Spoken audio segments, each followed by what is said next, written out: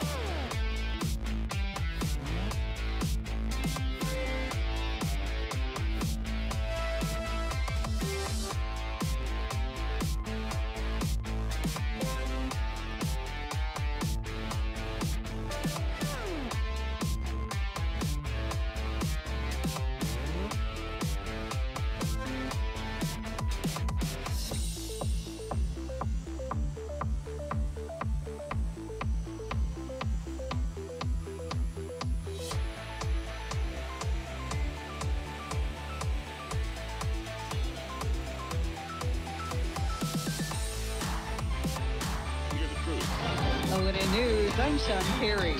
No injuries from a train derailment north of Kiowa in southeastern Oklahoma. Authorities say a Union Pacific train with 16 rail cars and a rear-facing locomotive derailed about 6:30 yesterday morning. The train was hauling steel, grain, and beer from San Antonio to Kansas City. A teenager and a 35-year-old man facing murder charges in 2 killings in Lawton. Authorities say the 17-year-old boy has been charged with first-degree murder in the death of a 2-year-old child in October. David Winbush is charged with second-degree murder in the fatal shooting of 15-year-old Brian Brown last Sunday. A man from Oregon is now facing charges concerning various internet crimes against children. Busted with the help of Canadian County Sheriff's Office investigators, 40-year-old Samuel Poland is now in custody. Poland was extradited to Canadian County and is being held without bond. This is the ONN. Guys, Big O Tires knows this time of year it is incredibly difficult to avoid curbs and potholes. If you've been playing bumper cars with curbs and potholes, it can throw your alignment off, which messes up your fuel mileage, tire tread, and vehicle handling. Right now at Big O Tires, keep your $99. A huge savings to you. Tire, service, and straight talk at Big O Tires. Maynard Ford here. Fall has arrived and our entire inventory of new and used vehicles is priced to sell. The 2018 F-150 starting at $29,499 with Ford credit and with owner loyalty. The new 2018 Edge SE, $21,999 with owner loyalty. And as always, free Ishin's Chicken with any test drive, located just 10.2 miles outside of Oklahoma City, straight up Northwest Expressway. MaynardFord.com, spelled just like the state of Maine with an R on the end. Hi, this is Discover Oklahoma's Dean O'Lally with this week's Travel Minute, a list of events from around the state. Each year at Magnolia Park in Seminole, the town comes together to put on Snowman Wonderland. This year it runs through December 31st.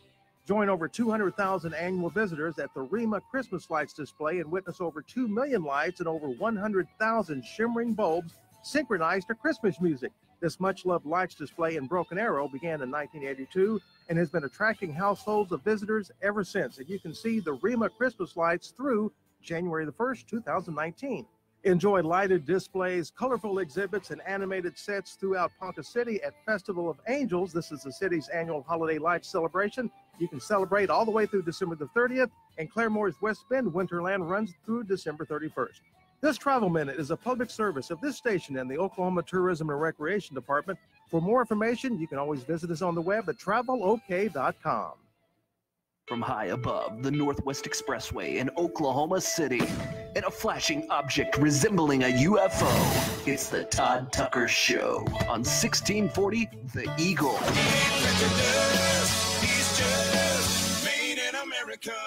Hello, everybody. Todd Tucker here. Telephone number 405-608-4377, 405-608-4377. Glad you're with us. Frosty helped me move this weekend.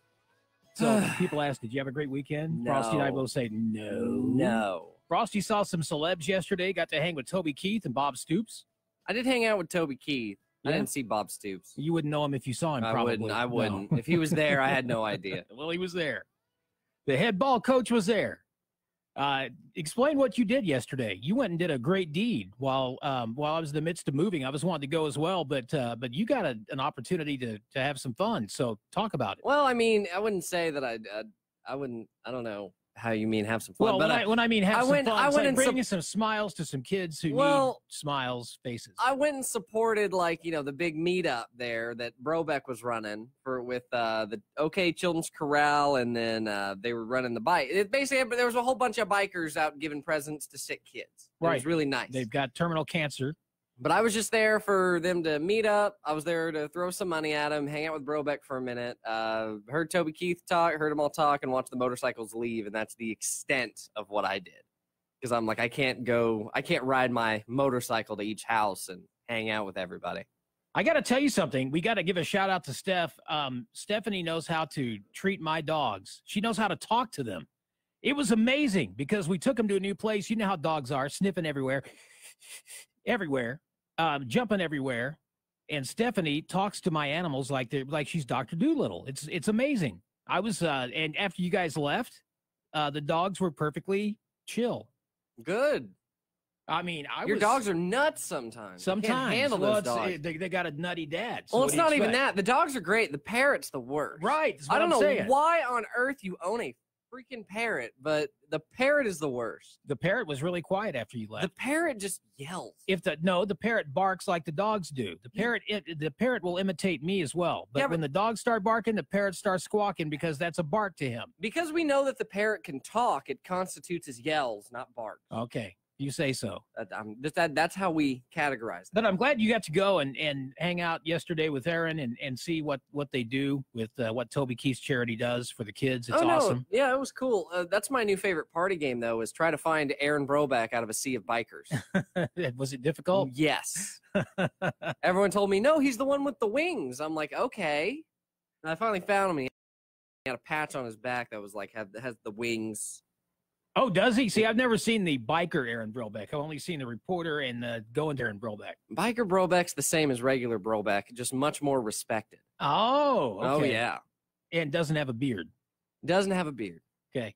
Another thing I thought we would talk about, we're going to be going to Enid soon to visit, and I'm not sure exactly where we're going yet, but the boss said someplace that welcomes us. Right. He's like, you guys are going to Enid, which I think means that you're going to Enid by yourself. I don't know, man. You And may you may be going as well. I'll probably be here running the board. I don't know. We'll find out. But the bottom line is we're coming to Enid really soon. A lot of people think we're in Enid, and we do serve the Enid community, but we also serve Oklahoma City. We've got a big, what they call a big stick, and we know how to make it wave. So I know. What does that even mean? We know how to use it. I was just trying to be politically correct this early. Dang. It's 6:10 in the morning. Come on. We have a large tower, and it sends out very large waves to people. There you go. There you go. But we are going to be taking a road trip to Enid and other communities near you. Okay. We need to go to Okarche one day and see if Ishans will make chicken early in the morning. No, they won't. They might. I doubt it. They might. I don't think so. If we ask, they might. You know, all you can do is ask, and they can say yes or no. Right. And if they say no, then it's no. Then it's no. I'll just take a bucket of the Colonel with me. That's just the way it is. But we will be going to Enid soon. If anybody has any ideas of where we should go, let us know, because we're going to go someplace that welcomes us. Maybe your house. Who knows? 405-608-4377. This is the Todd Tucker Show, and we've got a lot to talk about today. Yeah, a lot. This immigration situation continues to get more and more interesting. And also, it's almost 2019, which means the 2020 Democrat people are going to be, all these people that want to run for president against the president of the United States, Donald Trump, they're going to be coming out of the closet here in the next few months and testing the waters and putting their exploratory committees together like Pocahontas has already done. So stand by. It's going to be a very interesting ride. And we've got some results from a Iowa caucus poll. Iowa, of course, has the first caucus in the nation, and that will be a little more than a year away already. Can you believe that? Exciting. It's such incredibly exciting. And your buddy Beto, everybody's excited about Beto. He couldn't win the Senate in Texas, but everybody's excited. They want to throw him up there. I don't know what they're going to do with Beto. I want better candidates for the Democratic Party, but I don't know if Beto is going to be the winner. I don't think Beto can win the general, but we shall find out. We're going to take a quick break. We'll discuss right after this. It's the Todd Tucker Show, Monday on 1640, The Eagle, KZLS.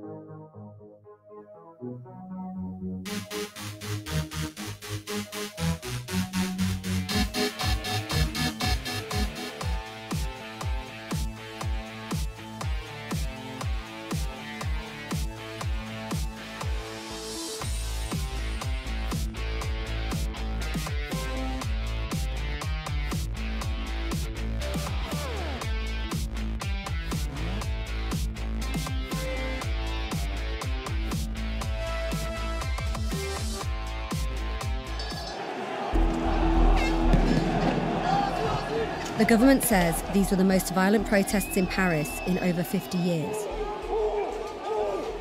On Saturday, 133 people were injured and more than 400 were arrested.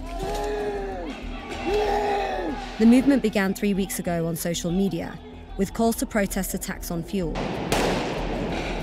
But it's grown into a working-class revolt against the economic policies of President Emmanuel Macron. 27-year-old Jimmy Moreno came in from a nearby suburb. He works for the railways and voted for Macron.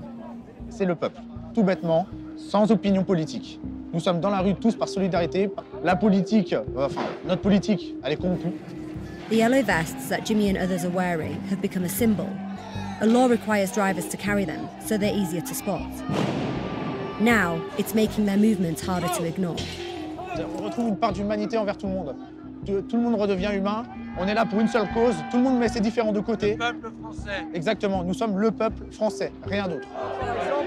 What's going on now? What are they chanting? La démission de Macron, c'est ce qu'on souhaite. En premier, démission de Macron et changement de République pour être dans une vraie démocratie.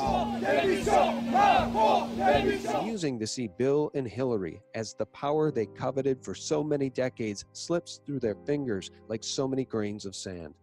President Trump, who actually loves the country in which he was born and who has vowed to defend it and its borders as opposed to helping to overthrow it, fills arenas to the brim with red-blooded Americans to hear his common-sense patriotic rallies, while the Clintons' 13-city tour, one of which has been canceled in Sugar Land, Texas, which began in Toronto, Canada this past week, failed to fill more than 17% of the seats. And while Hillary, who still can't believe she isn't president, chokes on the bile of her hatred for the Constitution and for President Trump, I started worrying at his inauguration. the vast swamp in Arkansas, which the Clintons and the Bushes helped to create, is in the process of being drained, with the help of the DOJ's 757 and U.S. prosecutors who are utilizing the more than 4 million documents and 200 gigabytes of information they seized, information collected from the Department of Human Services in Arkansas, to send legislators, politicians, and lawyers to prison. According to Corey'sDigs.com, they have already convicted over a dozen individuals in one case alone, several of which are former or current legislators, and one former senator has already begun his 18-year prison sentence. And there are a slew of other individuals listed in indictments. Furthermore, on January 4th, 2018, the Justice Department launched a new investigation into whether the Clinton Foundation engaged in pay-to-play politics, that means bribes, folks, or other illegal activities while Hillary was Secretary of State. Evidently, the FBI field offices in New York, Los Angeles, Washington, D.C., and Little Rock have been collecting information on the charity for more than a year. And while we still have precious little faith in the FBI given its propensity to raid the homes of innocent DOJ-protected Clinton whistleblowers like Dennis Nathan Cain, the fact that the Clintons are under any scrutiny at all is surely only the case because the witch isn't in the Oval Welcome back. Office. Todd Tucker Show. Sounds like a spy movie. I know, a little that bit. Hillary warned Austin Powers. Hey, baby. That's barely a spy movie. I know, but it was. There's an Austin Powers suite at a hotel at the Hotel Zaza in Dallas. It's pretty cool. It's shagadelic, man. Oh, I'm sure. Very much so. So Joe Biden leads Bernie Sanders and Beto in the Democratic caucus poll in Iowa. That doesn't really mean anything, though, because a lot of people have won the Iowa caucus or lost and gone on to be president or not.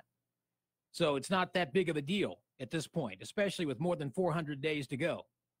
But he is leading the pack. It shows him with, they've got 20 potential candidates that are in this poll. He's followed after Joe is Bernie Sanders, and then Beto comes in third place. The Iowa poll found 32% of likely caucus goers prefer Biden, 19% selecting Sanders, and O'Rourke has 11%. Featured in the list are Pocahontas, Kamala Harris, and Cory Booker. The Iowa caucuses are the first nominating contest in the quadrennial U.S. presidential race. Winning there, as I mentioned, is no guarantee, but it does help a lot and gives you some momentum going into New Hampshire, which is the first primary. But people have won and lost the Iowa caucus and gone or not gone to the White House. It really doesn't have any bearing. For example, Senator Ted Cruz won in the Iowa caucus. And in 2008, Mike Huckabee won the Iowa caucus. Of course, Donald Trump won the nomination in 2016, and John McShane won the nomination in 2008. The caucuses can have a winnowing effect, however, especially in a crowded field. That may be especially pertinent for the 2020 race, in which a large number of Democrats have expressed interest in running against the president or are considered likely to do so. And an unexpectedly strong showing can bestow a sense of credibility and momentum upon a candidate, as demonstrated by former President Obama's victory in 2008 at the start of a drawn-out primary battle against Hillary Clinton. Among half of those respondents, 49%, they indicated that a seasoned hand would be the right person to defeat Trump, while 36% are saying a newcomer. So you've got 49% of the Democratic Party who wants the same old, and you've got a smaller group of the Democratic Party who wants a new, fresh candidate. New, fresh, now, clean. Frosty and I have talked about this, and I don't think it's overly attractive to see two very old men running for the nomination when you've got Cory Booker, who's African-American. You've got Beto, who is whatever he is. Mm-hmm. I'm guessing he's got a little Hispanic in him somewhere to be able to get away with using the name Beto. I mean, I'm sure he's Hispanic. He's got an Irish name, but he's got a Hispanic nickname. So I'm sure somewhere in there for political gain, he's able to take that little thimble, Elizabeth Warren, Pocahontas, and use it to his advantage. More power to him. You've got Kamala Harris, African-American female, Cory Booker, African-American man. You've got Latino. You've got the Castro guy, I think it's Julian. Can't remember. Mm-hmm. One of the Castro twins, the former mayor of San Antonio, who's going to run, most likely. So, still a long ways to go. But I'm wondering, Frosty, are the Democrats maybe just taking a look at Joe Biden and saying, we know Joe, we lived with Joe for 8 years as vice president, and we kind of know what we're getting with Joe. With these others, we don't know what we're getting, and we think Joe Biden might have the best opportunity to give a real race or give Donald Trump the fight of his life. Because, Democrats, for the most part, like Joe Biden a lot. Mm-hmm. Now, but what will that do with millennials, those who supported Bernie Sanders? Will they continue to support Bernie, or will they jump on somebody else's bandwagon? It just depends. Like, once all the candidates get here and they start talking about stuff, we'll see where it goes. That's what I've been saying. Like, I'm not going to pre-predict that until I hear what they have to say. Understand. But they're already starting to come out. They want to be elected. They want a president. Don't we all? No. That's a job, I'll tell you what, that's probably the most thankless job in the world. Oh, yeah. But the power, Todd. There is a lot of power. The rush of power. You can pardon people. You can indeed pardon people. You can also tell people to go pound sand. I'm not going to pardon you. Yeah, you can. But I'm looking at Beto. Beto is a fresh face. He's 46 years old. Not a thousand. He's about the age that that Barack Obama was. A little bit younger than Barack Obama was. So, I mean, we'll see. We'll see what happens. We'll see who else may jump in. But I don't see anybody new. I don't see any fresh faces out of anything that I've read so far. I mean, Beto is a fresh face. I see why they're running with him. I just personally don't like the guy. But they spent $70 million to get the guy elected in Texas. He got beat. So he's not going to win the election in Texas. He won't win the state of Texas. So what benefit is there? So hang on. So they threw $70 million on him for him to run in Texas and get beaten, right? Right. Why does the whole country know exactly who Beto is?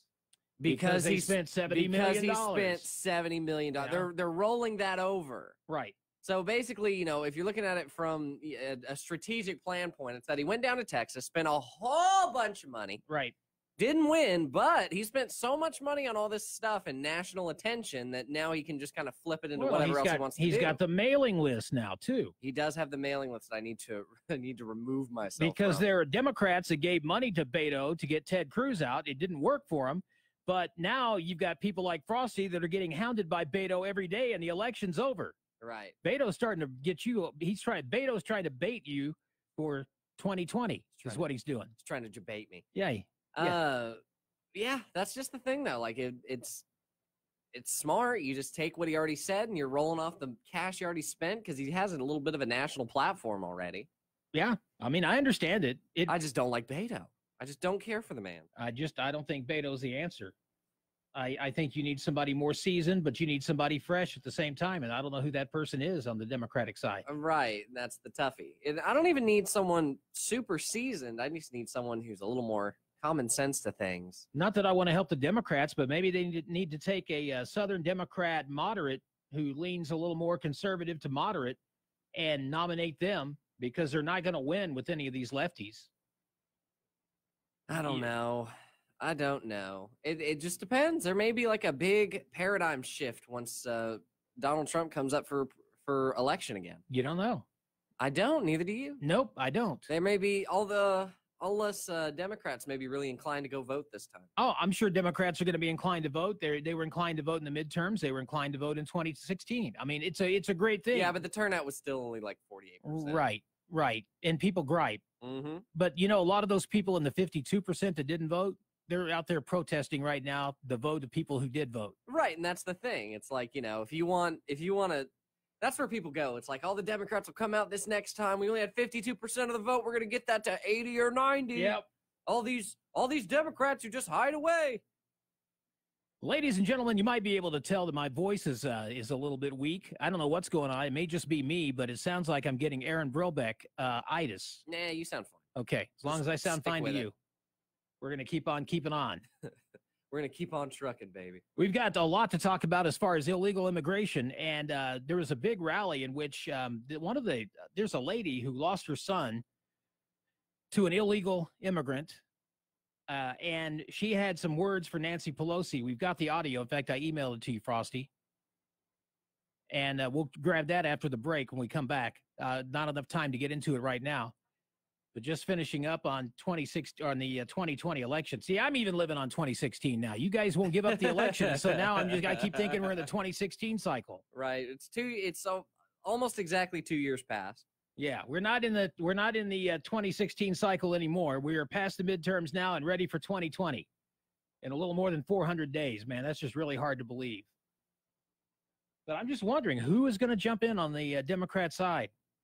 Who might jump in on the Republican side? Will Jeff Flake? Do you think they're going to run against Trump in the primary? I think John Kasich would, absolutely. Okay. Yeah, I think John Kasich would because he's a big ball baby.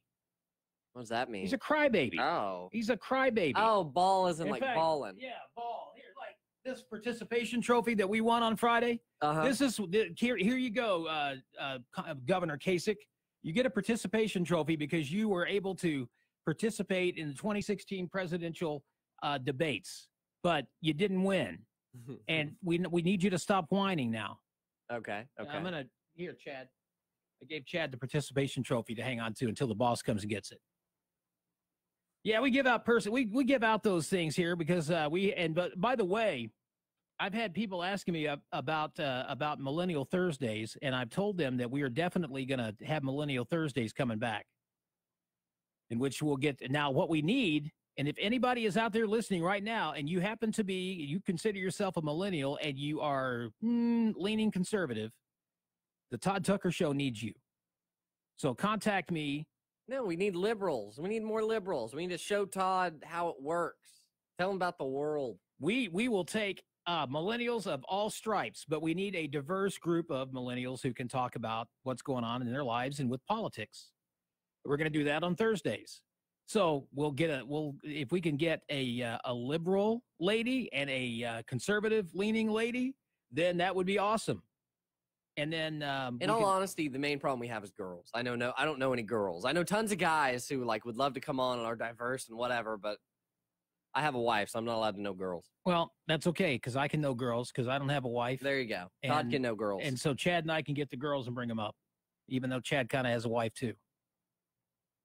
I don't think anybody will mind. I don't even know if Chad's paying attention to what I'm saying right now. I don't know if he's listening whatsoever. He's just kind of chilling. Yeah. You alive, Chad? You doing okay? Chad, are you even awake you still today? Kicking? I'm doing the thing. Did you want to participate in the show? I'm participating.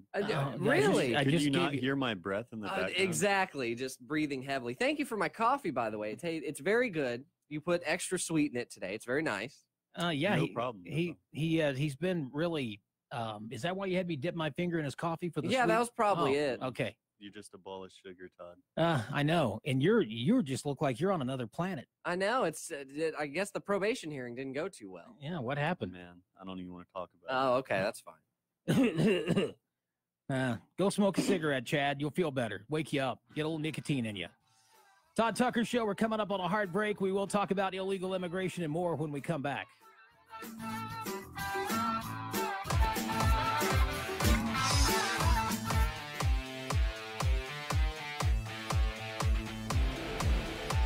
Introducing all-new, safe, natural relief. A cannabinoid-rich, clarity and focus formula with 17 essential supplements. When it matters most, you've got a job to do. Anxiety isn't an option. Programmed to keep you moving. A product exclusively manufactured for Active Duty RX by Cantech Labs. Introducing all-new, safe, natural relief. A cannabinoid-rich, clarity and focus formula with 17 essential supplements. When it matters most, you've got a job to do. Anxiety isn't an option. Programmed to keep you moving. A product exclusively manufactured for Active Duty RX by Cantech Labs. Hey everybody, Todd Tucker here, and everyone who knows me knows I love to read a great book, and right now I'm reading this incredible novel by local author Richard Engel. All you have to do is go to LastAmericanPresident.com and save big right now on this book. The Last American President is a story about political intrigue, romance, betrayal set against the backdrop of the dissolution of the United States of America. It's great reading, and when you go to LastAmericanPresident.com, LastAmericanPresident.com, use the promo code OTU, you're going to save money. And not only that, but half the price comes back to OTU. So half the proceeds from this book come back so you can watch great programming like you see on the OTU Media Network every day. LastAmericanPresident.com, I highly recommend this book. Read it today. Is your kitchen looking sad these days? Are you tired of looking at that old, dated bathroom? From rooftops to those unsightly holes in the walls, Complete Contracting has got you covered. Call 405-676-0595 today to schedule an estimate. Once again, that number is 405-676-0595. And remember, Complete Contracting has the contracting expertise for all your renovation and repair needs.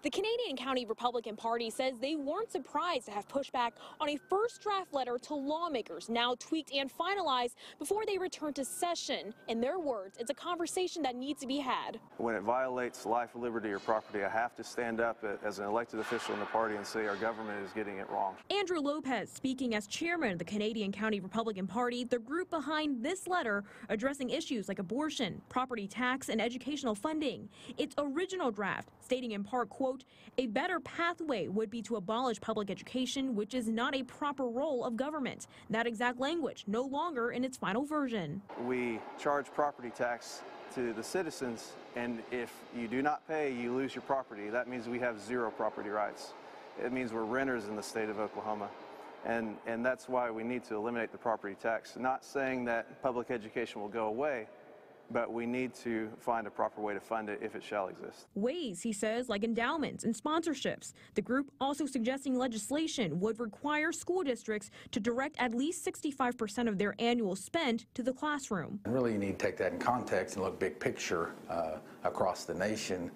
There aren't states that are spending 65% in the classroom. Sean Heim with the Oklahoma State School Boards Association says that ask is not just vague, but it's been brought up in the past. It didn't get any traction nationally or in Oklahoma because it's an arbitrary number with no real definition. You have local school boards looking at what they need, and the idea of spending, quote, 65% or 60% or a number in the classroom means what are you going to eliminate? Are you going to eliminate counselors, teacher assistants, assistant principals? What we're pushing for is to challenge the idea that we just keep pouring money into education without getting down to the finer details and saying, okay, where is this money going?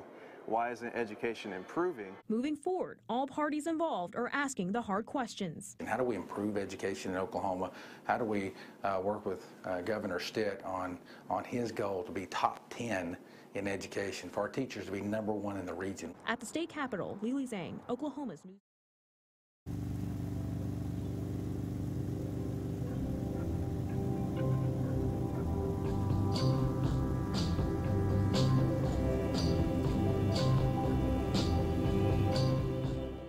In the summer of 2018, despite a fierce and well-financed opposition, the state of Oklahoma passed State Question 788, giving the citizens the most open medical marijuana system in the U.S.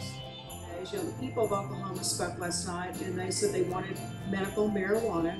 Critics tried to frame 788 as being too loosely written, pointing to the bill's lack of qualifying conditions. Proponents countered that the bill would allow maximum access to the widest range of patients. All right, ladies and gentlemen, the Todd Tucker Show on 1640.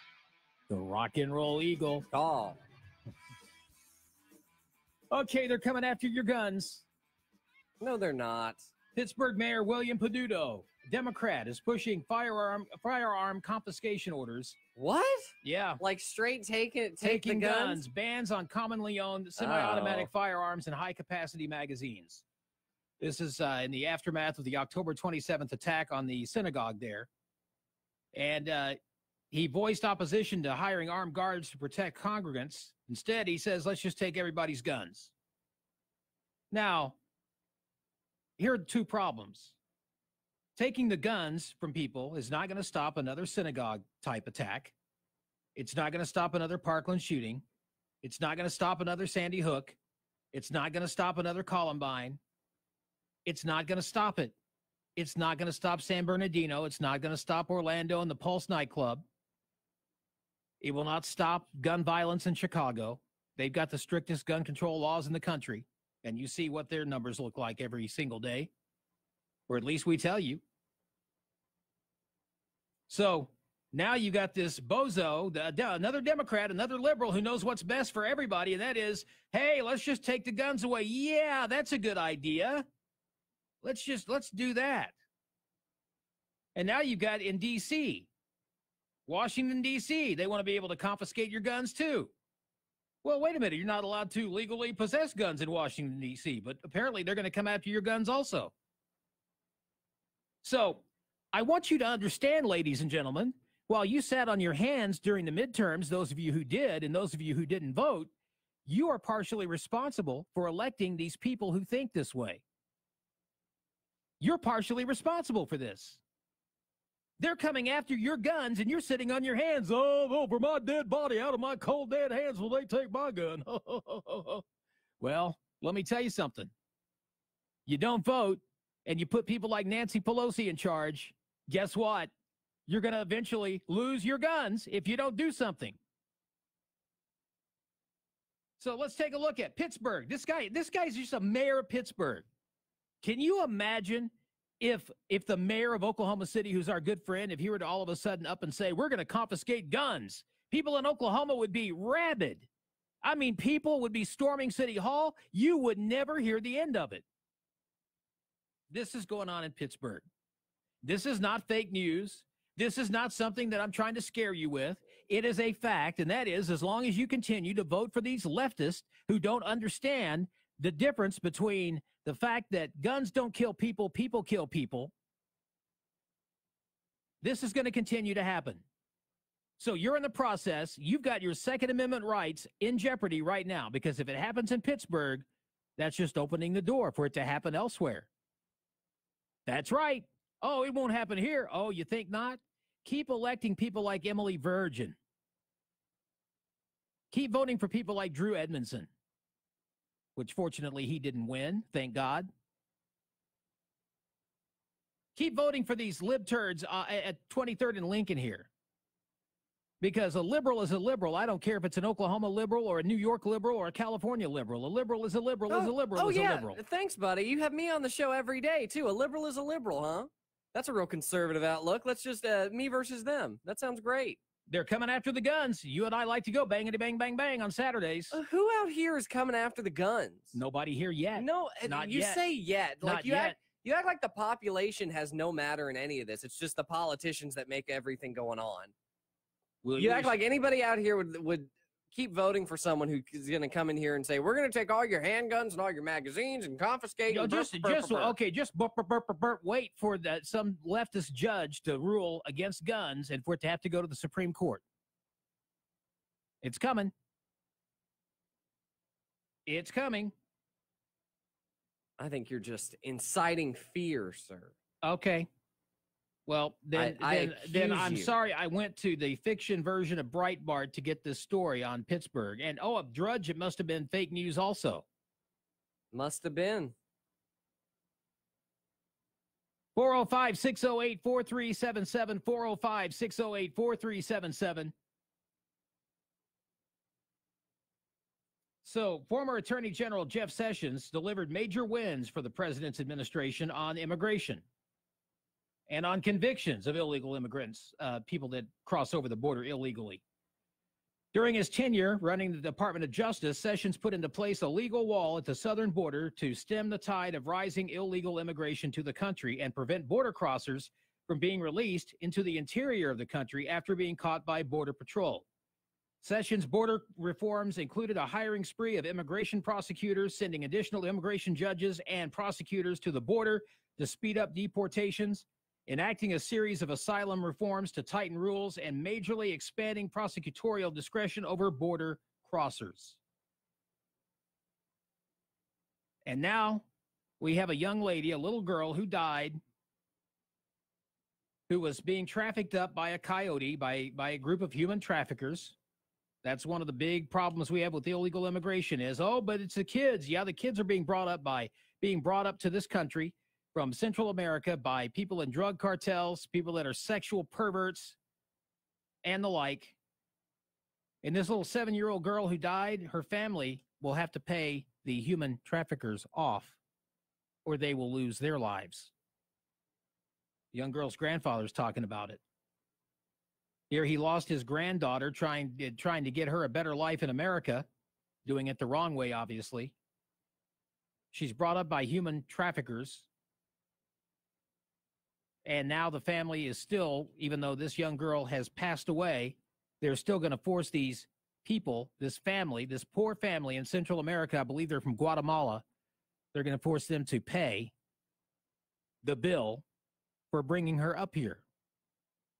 So not only are they now going to have to bury their daughter, granddaughter, 7 years old, they're going to also have to pay these scumbags, these subhuman cockroaches that smuggle human beings into the United States for ill intent.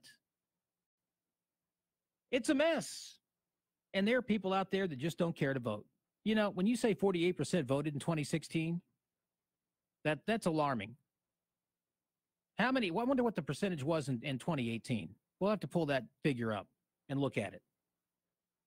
Because people are more likely to vote in a presidential election year than they are for, like, governor. You better get out and vote. Yeah, well, the election's over, Todd. I understand that, but the next one's beginning. You're already getting mail. I'm getting mail every day from Trump Pence 2020. Hey, give $1 here. Give $3. Give $5. Give $20. Frosty's email is being blown up by Beto. Beto has just decided not to run for senator anymore because he got beat, so now he's running for prez. To be fair, he has not emailed me in at least a week. Okay, but it's coming. It'll get here. It's coming. It'll get here. And I will take a bumper sticker then because I collect bumper stickers and buttons. Do you? Yeah, for presidential campaigns. So that's fine. I've got a bipartisan collection of those. We're going to take a break. We're going to talk more about illegal immigration when we come back. This is the Todd Tucker Show on 1640, the Rock and Roll Eagle, KZLS. Back right after this. Don't go away.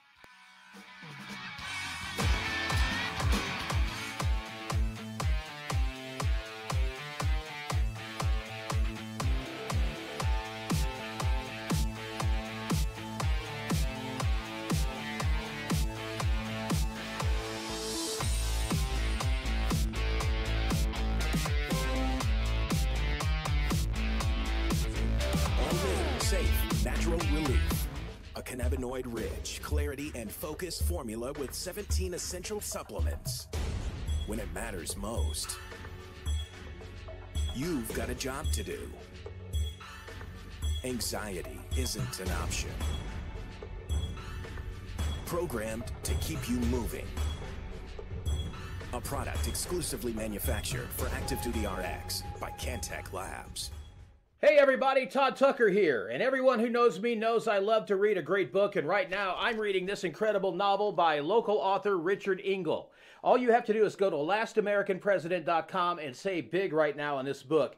The Last American President is a story about political intrigue, romance, betrayal set against the backdrop of the dissolution of the United States of America. It's great reading, and when you go to LastAmericanPresident.com, LastAmericanPresident.com, use the promo code OTU, you're going to save money. And not only that, but half the price comes back to OTU. So half the proceeds from this book come back so you can watch great programming like you see on the OTU Media Network every day. LastAmericanPresident.com, I highly recommend this book. Read it today. Is your kitchen looking sad these days? Are you tired of looking at that old, dated bathroom? From rooftops to those unsightly holes in the walls, Complete Contracting has got you covered. Call 405-676-0595 today to schedule an estimate. Once again, that number is 405-676-0595. And remember, Complete Contracting has the contracting expertise for all your renovation and repair needs.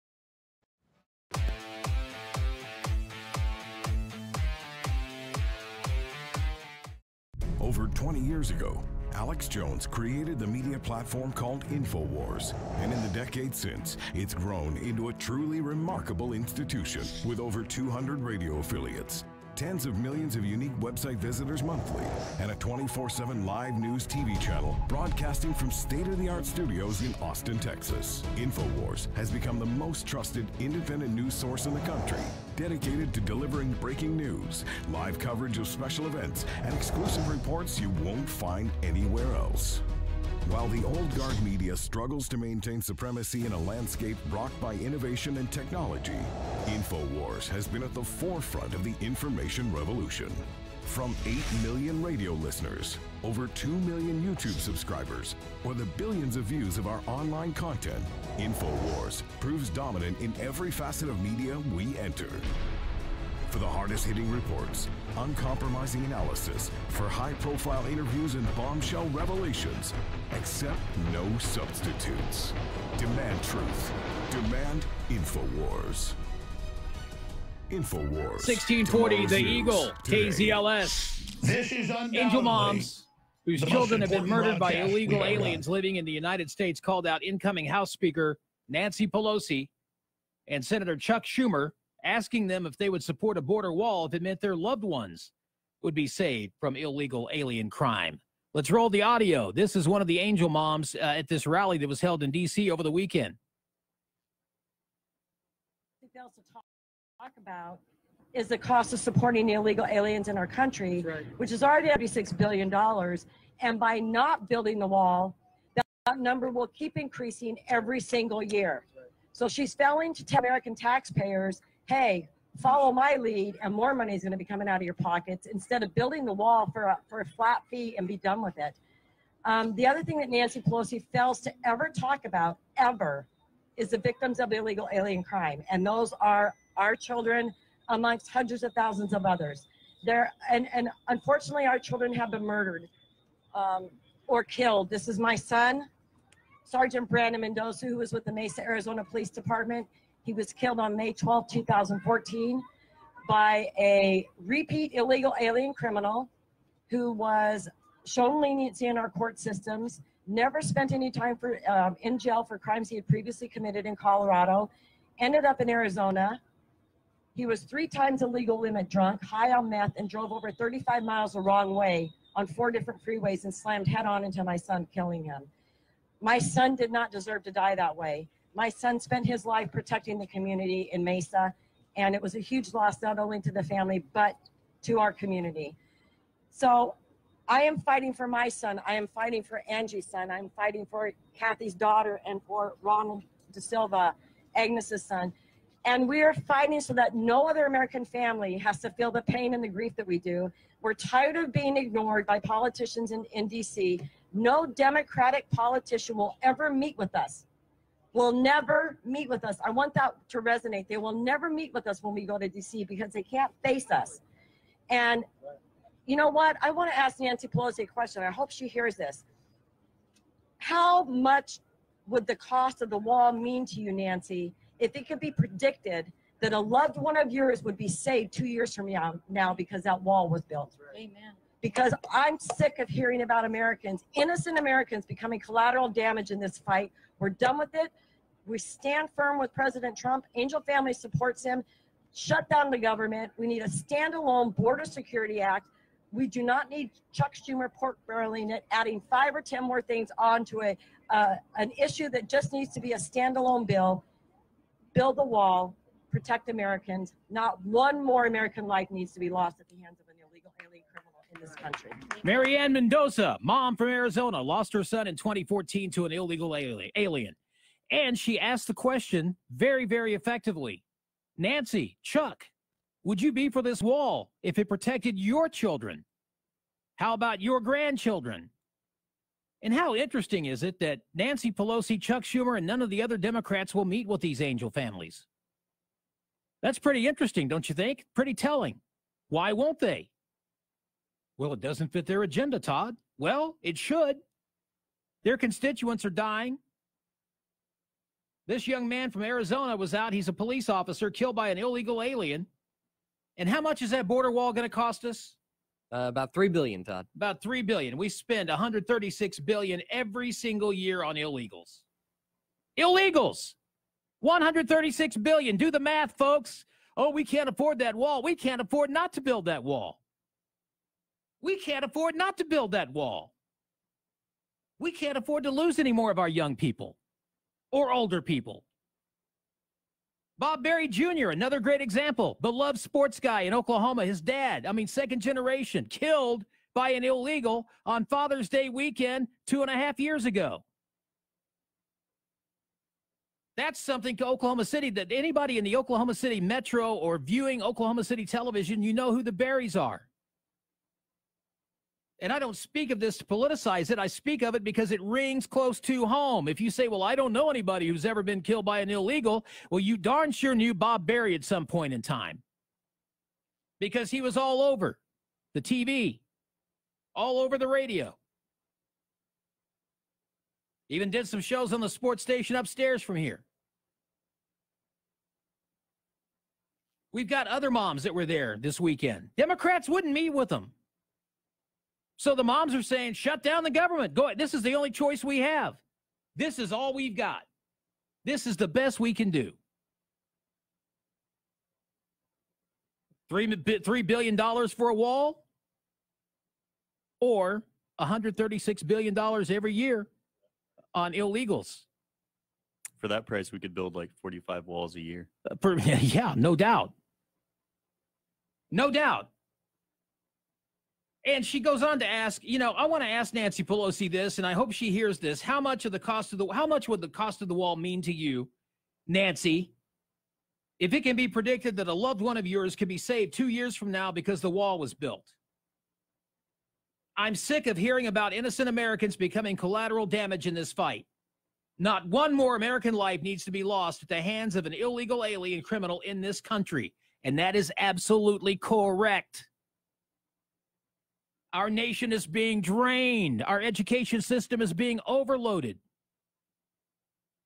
People come into our school systems that can't speak a word of English, and they're put into mainstream classrooms because we don't have enough teachers or classrooms to take care of the illegals who are coming in. So they're brought in, and our kids have to be held back so that they can be brought a little bit up to speed, trying to learn English as fast as they can, and English is not an easy language to learn. This is a drain. You want to talk about education funding? Why aren't we talking about this border wall? Because if you're a teacher, if you're an educator, you're being drained by the influx of illegals coming into this country. And what if this were a member of your family? What if that border wall would save a member? You don't know that it won't. You don't know that it won't. Nancy doesn't know that it won't. Chuck Schumer doesn't know that it won't. I don't know that it won't. Nobody can predict that. If one life is spared, one innocent life is spared because of the wall, isn't it worth it?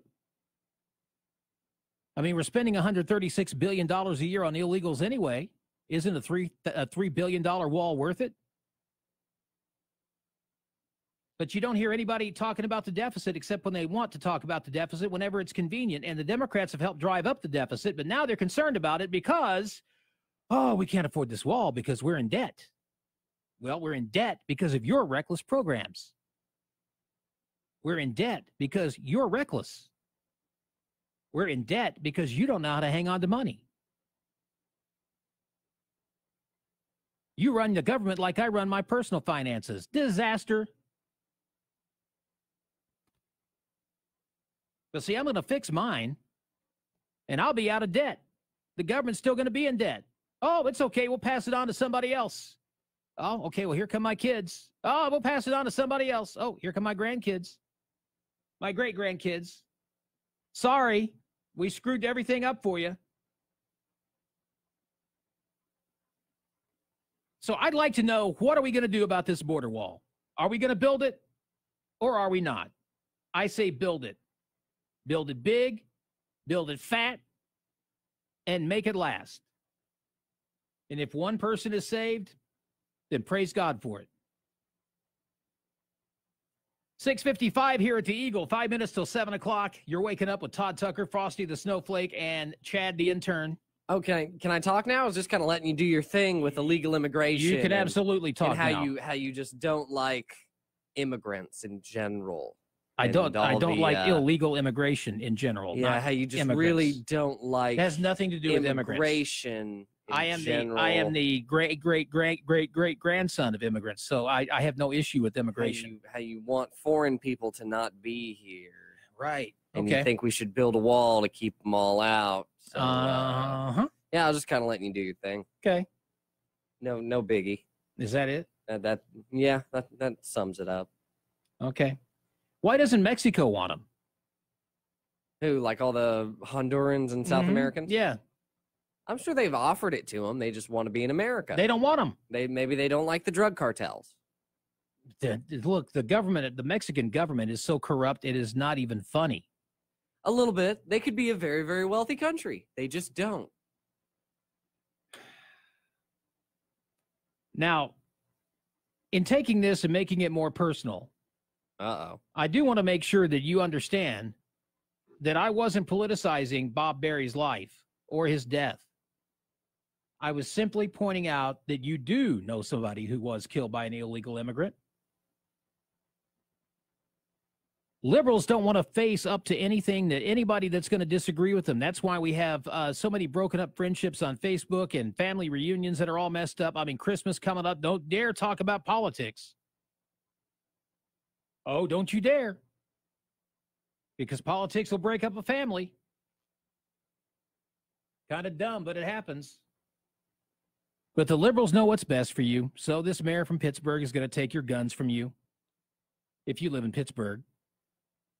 We live in Oklahoma, fortunately. We've got a governor who's going to sign constitutional carry. Right on, Kevin Stitt.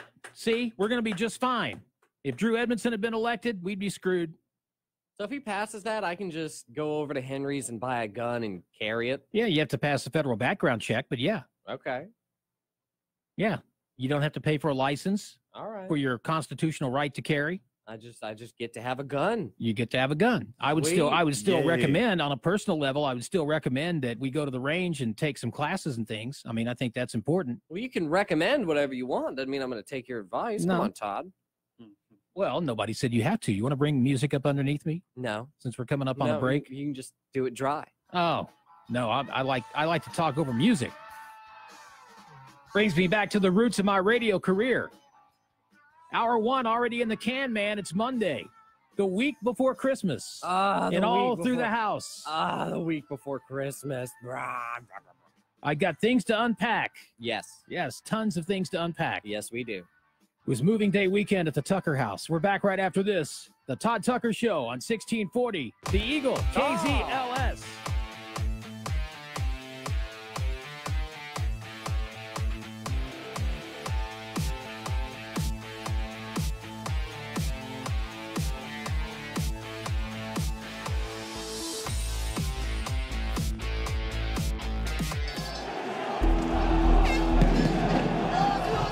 The government says these were the most violent protests in Paris in over 50 years. On Saturday, 133 people were injured and more than 400 were arrested. The movement began 3 weeks ago on social media, with calls to protest attacks on fuel. But it's grown into a working-class revolt against the economic policies of President Emmanuel Macron. 27-year-old Jimmy Moreno came in from a nearby suburb. He works for the railways and voted for Macron. C'est le peuple, tout bêtement, sans opinion politique. Nous sommes dans la rue tous par solidarité. La politique, notre politique, elle est corrompue. The yellow vests that Jimmy and others are wearing have become a symbol. A law requires drivers to carry them, so they're easier to spot. Now, it's making their movements harder to ignore. On retrouve une part d'humanité envers tout le monde. Tout le monde redevient humain. On est là pour une seule cause. Tout le monde met ses différends de côté. Le peuple français. Exactement. Nous sommes le peuple français, rien d'autre. What's going on now? What are they chanting? La démission de Macron, c'est ce qu'on souhaite. En premier, démission de Macron et changement de République pour être dans une vraie démocratie. Démission Macron, démission Macron. The taxes.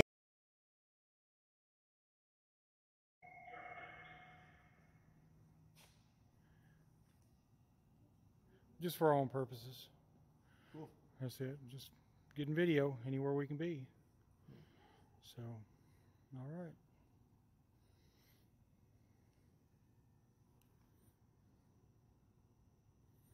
Why do you got all those guns? I just got one gun. Yeah. With just several clips? Yeah. Never know when you need more. Oh, there he is. All right. That's who we're waiting on right there. Okay, cool. Thanks. Hi.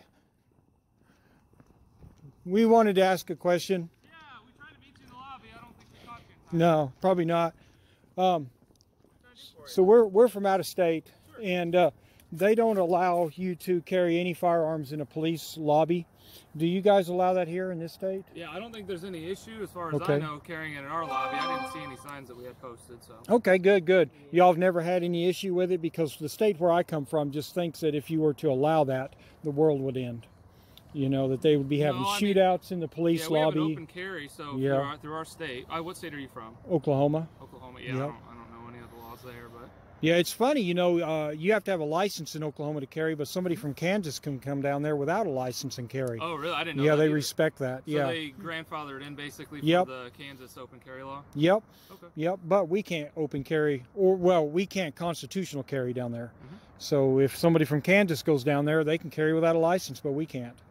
So I was just calling and get an interview with you guys real quick about, have you had any problems with permitless gun carry? I haven't run into it. Yeah. You haven't either, huh? Okay. None whatsoever. Good. So we'll go back. I've got a news channel down there, News Now OKC, and, you know, we'll put y'all on there saying that, because they think that if you, we almost had permitless carry last year, or this year actually, earlier in the year, and the governor vetoed it because she just didn't think it was safe. Okay. And you've got the same thing up here, and it's safe up here, not having any issues. And we've been to several police departments who say the same thing as you. Where have you been so issues. Where was that? Wichita? Didn't we go to Wichita? We've gone to some in Missouri. We hit about 10 stations in Missouri, and they say the same thing. But some of them do have signs, but they have permitless carry in Missouri too, open so you're carry. just trying to advocate for your, Yes. you want to change your Oklahoma laws. Yes. And by doing this, you want to go to other states' departments Yeah, to see if there's been any issues. that's correct. Yep, with the policy that we want down there. We almost had it, and the governor vetoed it. So that's it, guys. Okay. That's what we're up here. All right, thanks. Y'all have a good day. You too. Be safe.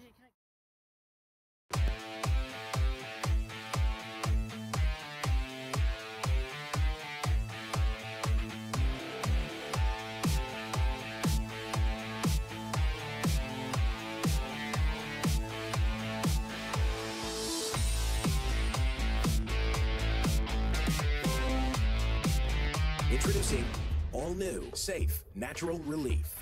A cannabinoid-rich, clarity and focus formula with 17 essential supplements. When it matters most, you've got a job to do. Anxiety isn't an option. Programmed to keep you moving. A product exclusively manufactured for Active Duty RX by Cantech Labs. Hey everybody, Todd Tucker here, and everyone who knows me knows I love to read a great book, and right now I'm reading this incredible novel by local author Richard Engel. All you have to do is go to LastAmericanPresident.com and say big right now in this book. The Last American President is a story about political intrigue, romance, betrayal set against the backdrop of the dissolution of the United States of America. It's great reading, and when you go to LastAmericanPresident.com, LastAmericanPresident.com, use the promo code OTU, you're going to save money. And not only that, but half the price comes back to OTU. So half the proceeds from this book come back so you can watch great programming like you see on the OTU Media Network every day. LastAmericanPresident.com, I highly recommend this book. Read it today.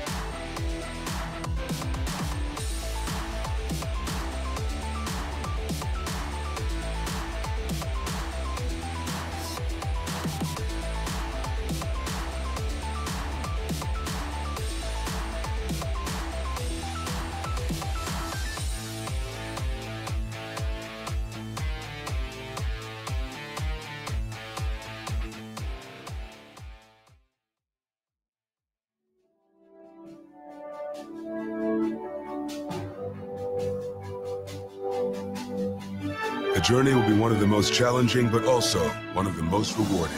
The few, the proud, the Marines. From high above the Northwest Expressway in Oklahoma City, in a flashing object resembling a UFO, it's the Todd Tucker Show on 1640 The Eagle. Flying high, soaring like an eagle on the Eagle. Todd Tucker here. Telephone number 405-608-4377, 405-608-4377. Frosty the Snowflake. Hello. We That's got me moved this weekend. Are you sore today? Yes, very, because this annoyed me to no end. Is that Stephanie, yeah? Go ahead and air the dirty laundry. Oh, I'm airing all the dirty laundry. It made me ahead. so mad. Stephanie came with me to help, and she can't lift more than 40 pounds, so says her doctor. While I was there, Todd, you were there, and you can't lift more than 40 pounds, so says your doctor. So who, out of the three of us that were moving, got to go up and down 3 flights of stairs to put everything in the cars?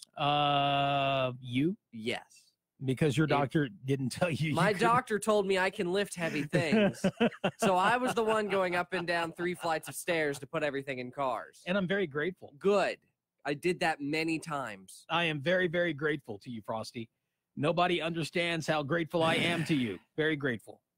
And so grateful I'm going to give you your own time to do Frosty Scopes. Oh, you're gonna let me do my own benchmark? Yeah. Aren't you so People nice? are like, what's a benchmark? Nobody knows what a benchmark is. You use these radio terms. You're learning the lingo. Okay, they don't need to learn that lingo. They don't. You need to calm down. Just calm it down. Just calm it down. Lose them. Just calm it down. All right, I'm calm. Are you calm? Are you calm, Brad? Chad? Whatever your name is? This always makes me feel weird. A little tingly. Yeah. Who names their kid Chad Bradley? It's Trad. Trad. All right. This is Frosty Scopes. First up is Aries. Try not to be extravagant today, Aries. You're much better off laying low. Focus on you and what you need to do. Aries, stay in your lane. Don't waste your time trying to attract others' attention. Let them deal with themselves while you concentrate on your goals and chores. Aries, today's your day. If you worry about anybody else, you're going to be like going out to the club, spending money, doing things you don't need to be doing. Just hang out, do good. Taurus. Today is a terrific day in which you should find that things work very smoothly. You have a hard-headed approach that will help you get down to business and get things done. So Taurus is just going to have a good day. That's all there is to it. Gemini, you're crazy. There's a serious tone to the day, crazy. So take this into account when you get the urge to play a practical joke on a friend. Keep things real. They will send you to jail, Gemini. Don't do it. That bucket of water falling on their head will not be good. They'll stab you. Crab, bring stability to your emotions today. You have the tenacity or the tendency to take things to the extremes. Bleh. Swinging from incredible heights to rock bottom lows. Give your nervous system a break and calm down. It sounds like Crab's being a little bipolar today, Todd. We should keep an eye on Chad here.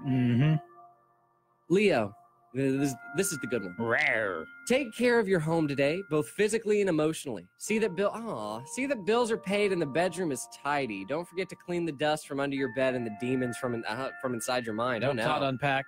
Yeah, I did help Todd unpack. I'm doing all your stuff. Virgo, go ahead and act confidently. You will probably find that you're more stable and grounded in general, leaving you free to explore and take more risks than you normally would.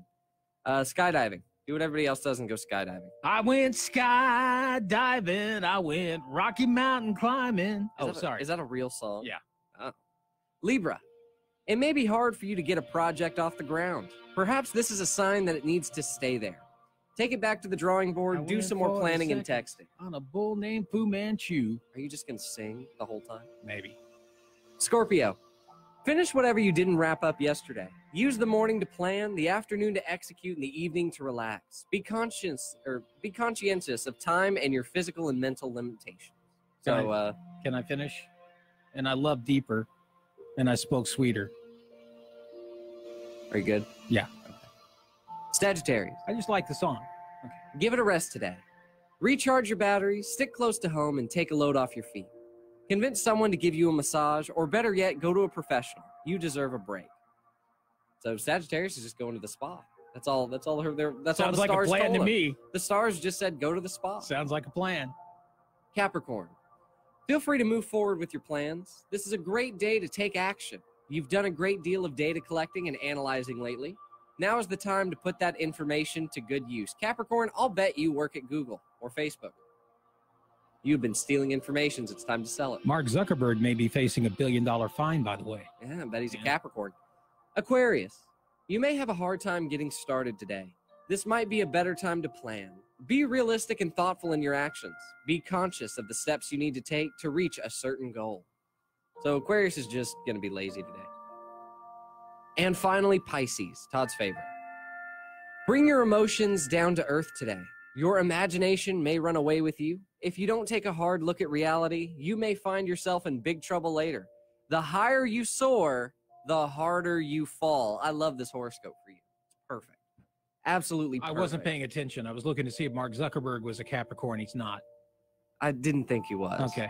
Anyway, what was mine? No, I already read it. It's done. That's Frosty Scopes. I'll tell you at the break. Okay, that sounds like a plan, Stan.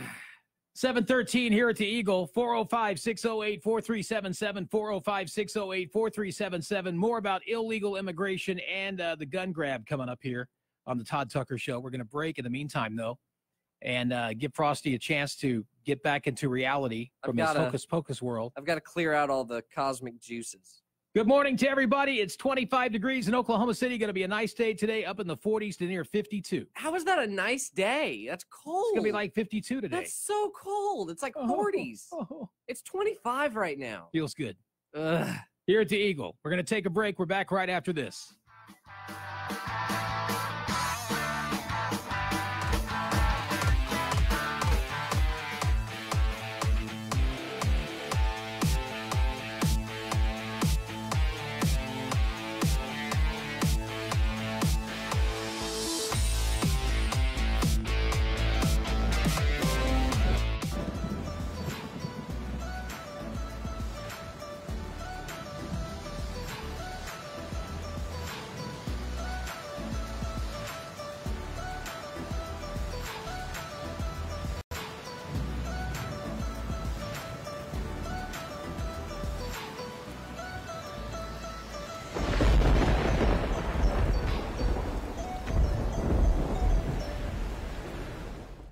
Introducing all new, safe, natural relief. A cannabinoid-rich, clarity and focus formula with 17 essential supplements. When it matters most, you've got a job to do. Anxiety isn't an option. Programmed to keep you moving. A product exclusively manufactured for Active Duty RX by Cantech Labs.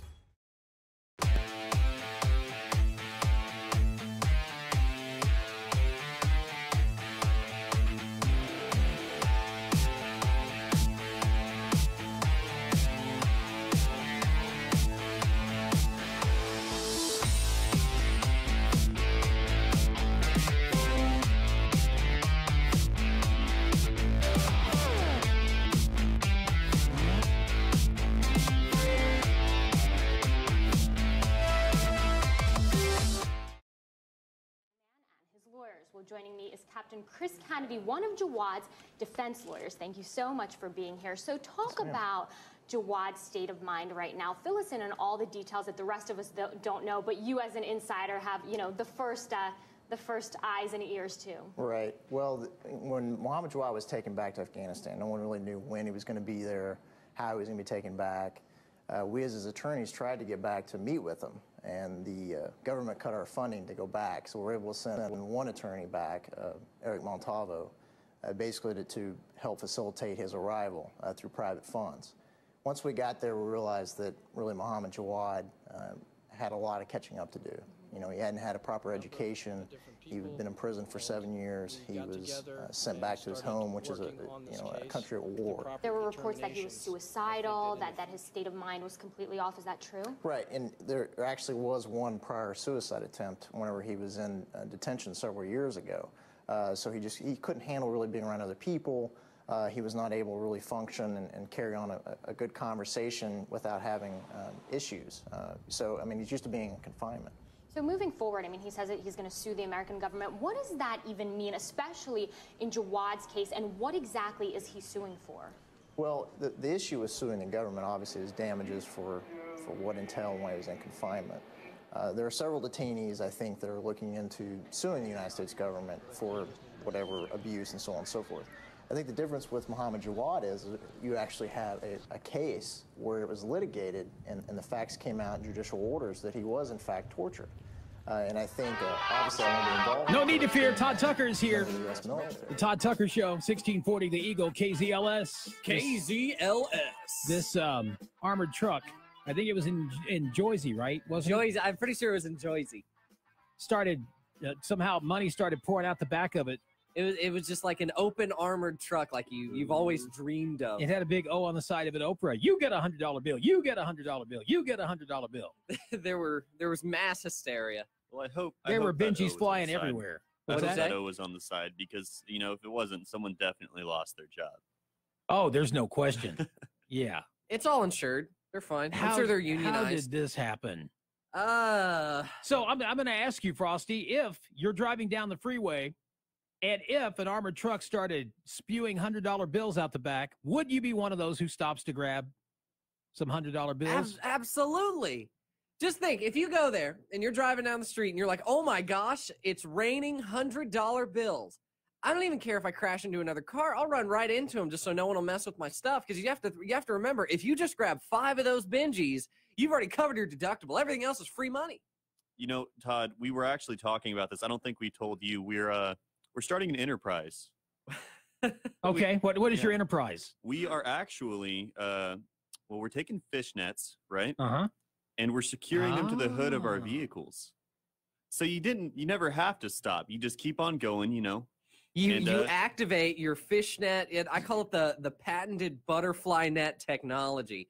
It just opens up your fishnets on top of the car, and it'll just catch money as you Frosty drive. and Chad's butterfly net. You just do donuts under the armored car that's spewing all the money, and you'll just catch it all in your net and drive off. Yeah, never be caught dead stopping again.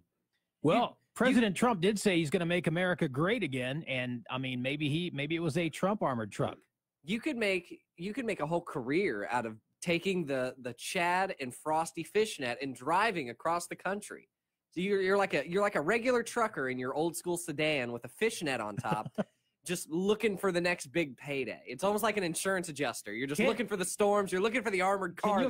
Can you imagine all of the armored trucks that would be followed by cars with fishnets? Dude, we could start everywhere. a whole business, and then like every so often a door will open because you know those doors are so prone to opening. And then it's just like all 7 cars behind them just got a payday. The one in front, there's gonna be like a whole racing subculture where they're all trying to get in front of each other and get all the money. Those guys are gonna go on dates, and the girls are gonna be like, "Oh, what do you do for a living?" "Oh, I drive fishnet car." Ooh, national sport. That's a national sport. In all seriousness, though, would you get out and grab $100 bills, or would you keep going? Oh, hell yeah, I'd get out. Because it wasn't your money. No, I'd get out. It's insured. I've worked at a bank. I know how it works. It's a victimless crime.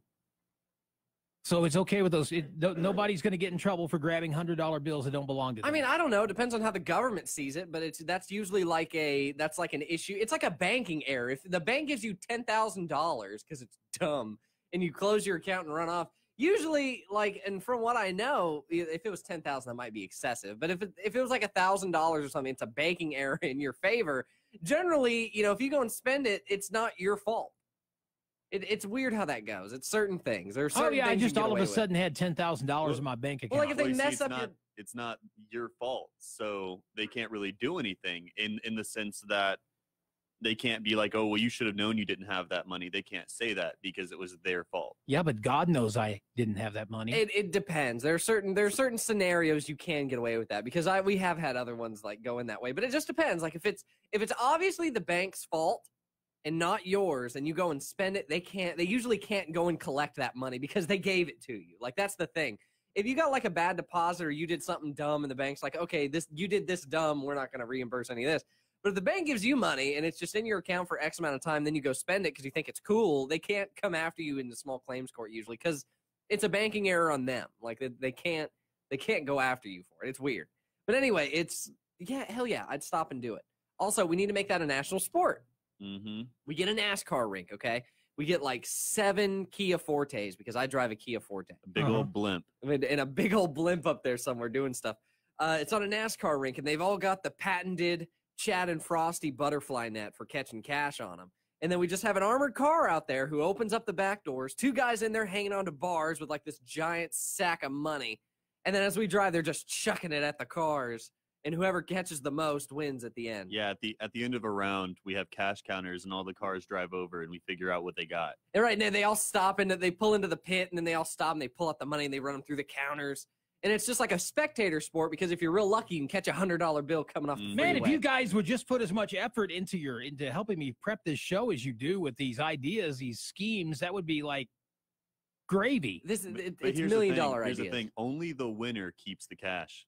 Only the winner? Mm-hmm. Yep. I don't think that's very fair. I agree. I think I get that participation trophy. I think the winner gets a bonus. So we do it with $1 bills because we're cheapskates. Yeah. And then at the end, like if you win, it multiplies it by how many ones you got. Oh, wow. So it's like if you got 100 ones, we're gonna multiply that by 1,000, and you get like all this money. We need to call NASCAR. We need to call NASCAR. We need to make this a sport. It just stinks that this happened in New Jersey and not in Oklahoma. That's all I'm saying. It happened in my dreams. If it happened in Oklahoma, people would be shooting each other. I feel like that's what would have happened. Jersey doesn't have enough guns. In Oklahoma, they would have stopped and been like, "That's my $500. Hey, the bang, bang, bang, bang, bang, bang." There would have been murders on I-35. Everyone turns into old prospects. I'm telling you, dude. They're like, "This gold here is mine," and then they're just shooting each other. Good point. You guys act like I haven't lived here my whole life. I know what would happen. We're not even get into the serious stuff till after 7:30 now. No, that's fine. Wow, that's amazing though. Having the opportunity to be behind an armored truck when the doors fling open and all this money comes flying out. I know. You know what's even better? When you have the patented Chad Frosty butterfly net on top of your car for when that happens. Okay. Buy 'em now. Well, you need to go to Chad. The URL is Chad Frosty. You realize the smartest thing you can do is not to share with hundreds of thousands of people what your plans are. Butterfly because net. somebody could steal this before you have a chance to patent it. Already got a patent. .org/save you money now / the best thing you've heard today / get it. Okay. It's a work in progress. Thank you, Frosty. Appreciate that. Just right. enter that into your code bar. If this actually exists as a website already, I'm sorry. I was mentioning earlier on a serious note that the grandfather of the little girl from Guatemala who died after crossing the border in New Mexico and being detained with her father and 161 other migrants says the family owes money to human smugglers. The relatives of this young Guatemalan girl not only have to deal with the pain of burying their loved one, they must also pay the ruthless human smuggling organization, those subhuman cockroaches that took them from their home country to the U.S. The family in Guatemala remains hopeful that the father of 7-year-old Jacqueline Amai Rosemary Kyle Makin will be allowed to stay in the U.S., where he could find work and pay off a sizable debt that the family owes to a human smuggling organization in their home country. In an interview with the news network Telemundo, the girl's grandfather, Domingo Cal, said the family owed money to coyotes or human smugglers who were capable of taking all of the family's possessions. And they say that if they let him work, the girl won't come back, but at least the debt can be paid. In the days after the death, U.S. Customs and Border Patrol Commissioner Kevin it's Monday. McAleenan stated that the agents had revived the young girl twice before she was flown to an emergency room. Very, very sad story. And this happens all the time when these coyotes start smuggling these kids over across Mexico and into the southern United States. The kids are the victims here. Let's not try to ice this cake over or anything. I mean, the kids are the victims here, but so are the American people. Because the American people aren't asking for this to happen, and it's a burden on our country. And now you've got a family that has a 7-year-old girl who would be otherwise alive but is now dead because she was brought by some really nasty people to the U.S. border in hopes of a brand new dream. Now, President Trump has said many times that he'll be happy to deal with DACA if the Congress will just deal with the wall. But so far, the Democrats don't want to listen. They don't want to play. They don't want to do anything. In fact, I'll tell you what, if we get any kind of deal on the border wall, this is what's going to happen. And this mom that we played the clip for earlier, she was absolutely right. Marianne Mendoza, who lost her son to an illegal immigrant in 2014. She said it best when she, I mean, this is a really, really bad situation. And what we're doing is we are allowing our country to be overtaken, and we're spending $136 billion every single year to take care of illegals. And people are haggling over a $3 billion wall? Really? Are you kidding me? Even if it's a $10 billion wall, even if it's a $15 billion wall, that comes nowhere close to $136 billion that we're spending every single year. Bricks are cheap, man. Every single year. And maybe, just maybe, having a wall there will make people think, okay, you know what? We really want to go to America, but it's not going to be easy to get there. We're going to have to put our application in and start working to get there and put these coyotes out of business. These are some bad people. You know, President Trump, then candidate Trump, when he called them, these are some bad hombres, he was absolutely right. Absolutely right. We've got to do something to save the kids, to save America. As Breitbart has reported, young Jacqueline and her father entered the country through the Lordsburg station in New Mexico. There were 163 migrants there. They were all detained by U.S. Border Patrol agents. The young girl fell ill, and it's not a surprise because we have all of these kids that have got these different diseases that have been coming across Mexico into the trying to reach the southern United States border. We'll talk about this some more after the break. Hard break coming up. This is the Todd Tucker Show on 1640, The Eagle, KZLS.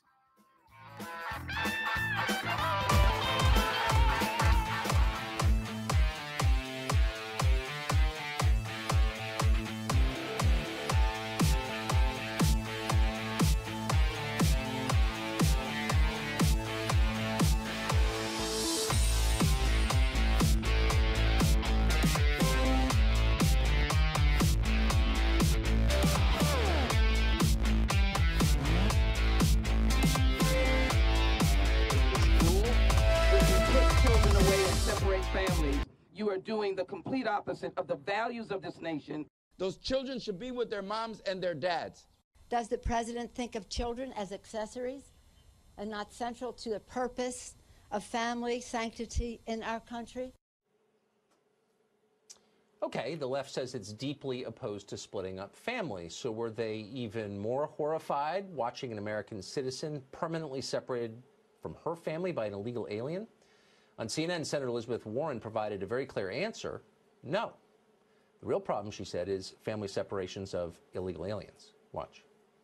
I'm so sorry for the family here, and I know this is hard, not only for the family, but for the people in her community, the people throughout Iowa. But one of the things we have to remember is we need an immigration system that is effective, that focuses on where real problems are. Where real problems are. Marianne Mendoza is the mother of Police Sergeant Brandon Mendoza, who was killed by an illegal immigrant. She joins us tonight. Ms. Mendoza, thank you very much for joining us. Thank you, So Tucker. when you hear a politician say, yeah, someone died and that's sad, but the real problem is how we treat people trying to sneak into our country illegally, what's your response to that? I was disgusted by Senator Elizabeth Warren hearing her speak today, and what I want to say to her is stop lying to the American people, because you don't care what is happening to the victims of illegal alien crime, because if you did, you would be standing up for us and you would be doing something about it. We have pleaded with these politicians to do something to protect American citizens, and they are ramping up their protection of illegal alien criminals. And I just want to say, you know, there are so many victims, Tucker, and when you think of Courtney Hacking in Texas and her husband and 2 children were killed and the illegal alien got 2 years, when you think of Sanders Cohen and Carlos Wolf in Maryland, who were killed on the side of the road, and Maryland charged that illegal $140 for each of the men he killed, and that's the only punishment he got. Is this what an American life is worth? to our politicians and to our fellow Americans who don't understand this disgusting narrative that is happening in our country. And this has become political because it's the very politicians who are elected into office who are not doing a dang thing about this, and they're ignoring the American people crying for help, and they're stepping over dead American bodies in their rush to protect illegal alien criminals. I don't think you're overstating that. I agree with everything you said, and I'm really sad about it. And I'm sad that you've felt the sting of these incidents.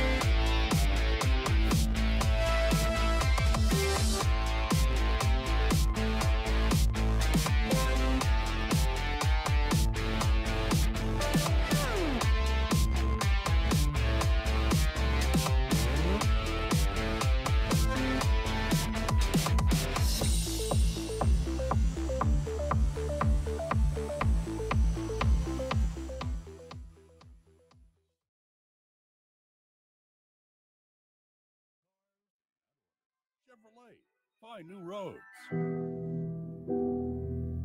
No matter who we are or where we come from, we all experience difficulties in life.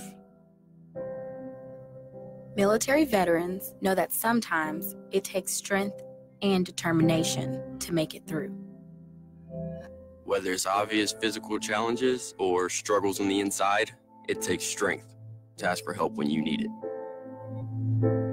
I knew that I had to get support, not just for me, but for the sake of my wife and kids.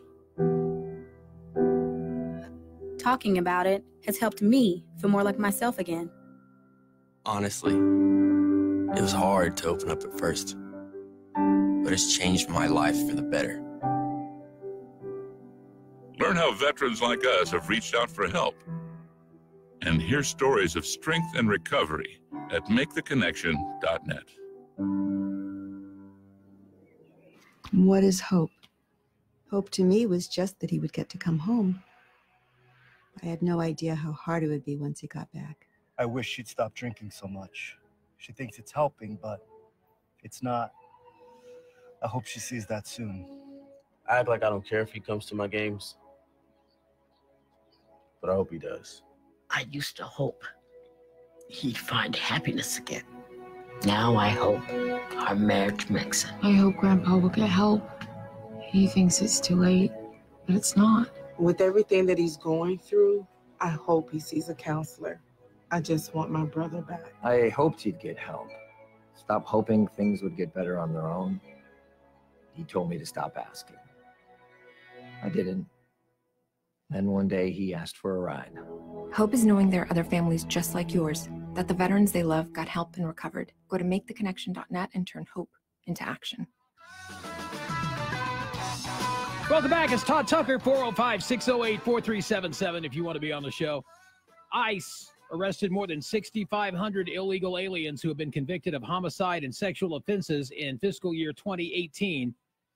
In fact, here are the numbers. 54,630 illegals convicted of drunk driving, 29,987 convicted of assault, 9,834 convicted of burglary, 4,423 convicted of robbery, 3,740 convicted of sexual assault, and 1,294 convicted of kidnapping.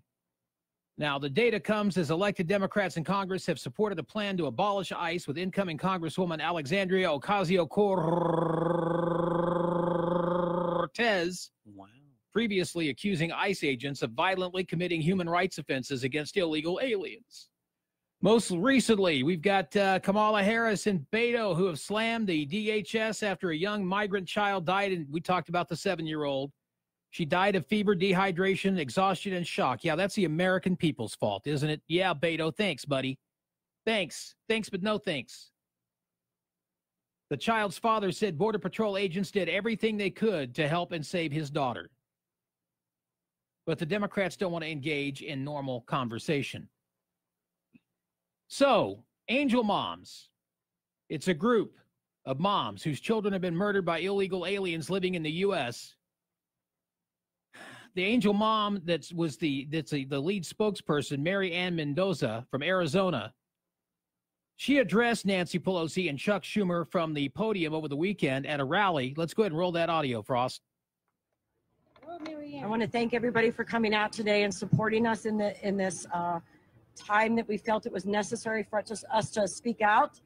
After watching the debacle in the White House the other day, I was very ashamed to even think that Nancy Pelosi will be Speaker of the House, to think that Chuck Schumer is a senator in the United States.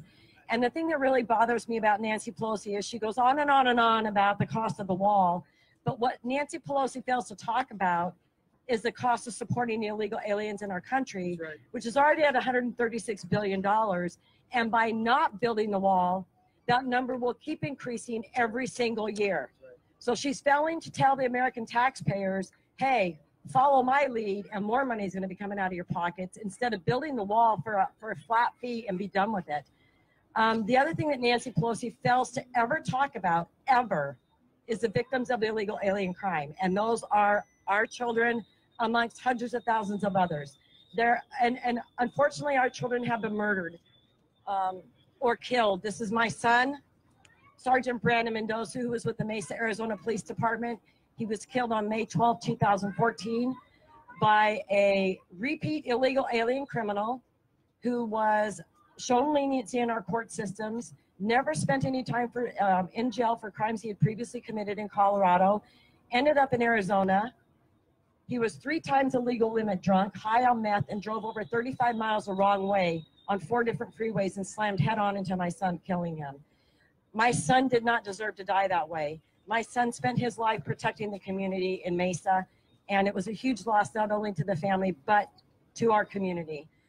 So I am fighting for my son. I am fighting for Angie's son. I'm fighting for Kathy's daughter and for Ronald De Silva, Agnes's son. And we are fighting so that no other American family has to feel the pain and the grief that we do.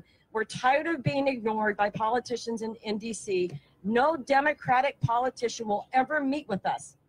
Will never meet with us. I want that to resonate. They will never meet with us when we go to D.C. because they can't face us. And you know what? I want to ask Nancy Pelosi a question. I hope she hears this. How much would the cost of the wall mean to you, Nancy, if it could be predicted that a loved one of yours would be saved 2 years from now because that wall was built? Amen. Because I'm sick of hearing about Americans, innocent Americans, becoming collateral damage in this fight. We're done with it. We stand firm with President Trump. Angel Family supports him. Shut down the government. We need a standalone Border Security Act. We do not need Chuck Schumer pork barreling it, adding 5 or 10 more things onto an issue that just needs to be a standalone bill. Build the wall, protect Americans. Not one more American life needs to be lost at the hands of an illegal alien criminal in this country. There you go, Mary Ann Mendoza. As you heard, her son was killed. A Mesa, Arizona police officer, young man, killed by a drunk driver, illegal, who had been deported before. Bob Berry Jr. killed by an illegal drunk driver, been deported before. You see, if we don't build that wall, they're going to keep coming back and coming back and coming back. $136 billion a year in climbing to take care of illegals in the United States, or a $4, $5, $10 billion wall. You make up your mind. What do you think is more cost effective? What's more safe? What's going to protect your family more? And what will it take? I mean, what is the cost to Nancy Pelosi? What if Nancy Pelosi could look into the future like Frosty does with his Frosty scopes? And what if Nancy Pelosi could see that her son will be killed by an illegal in the year 2021? Do you think she would act then, maybe? Do you think maybe she would care then? Maybe one of her grandkids is going to be sexually assaulted by an illegal. Is she going to care then? What's it going to take, Nancy? You claim you're going to term limit yourself. So how about you start looking out for America now? You're obviously not going to be worried about anything but power for the next 2 years. That's great. You got it. Congratulations. We lose. You win. How long is it going to take before you decide to act? And, you know, I'm just really stumped at the fact that these people will not meet with these parents of these kids who were killed by illegals. The Democrats will not meet with them. Why not? Because you don't have the guts to look them in the face and say, I'm sorry, but I care more about votes than I do about your son who was killed by an illegal. Sorry. Oh, man. Yeah, we got to make sure that we get these votes in here. We got to make productive citizens out of these illegals. What's it going to take, Nancy? These moms are asking to speak with you. I mean, Nancy Pelosi's a mom. She's a grandmother. She brags about being a grandmother. I'm sure she loves her kids, and I'm sure she loves her grandkids. She might be an idiot, but she's still capable of loving. So what about this, Nancy? Why won't you meet with these moms? You're a mom. I don't expect Chuck Schumer to, doofus. But how about you and some Democratic leaders, some mothers in the Senate and the House get together with these angel moms and listen to their stories? That's all. Then make up your mind. Don't make up your mind without talking to them. We trust people. When we go to the polls and vote, we trust whoever we vote for. We're trusting to put our best interest at heart. But then again, our best interests are not taken into account when it comes to illegals. No. It's all about the power. It's all about the money. It's all about the vote. It's all about the vote. It's all about the vote.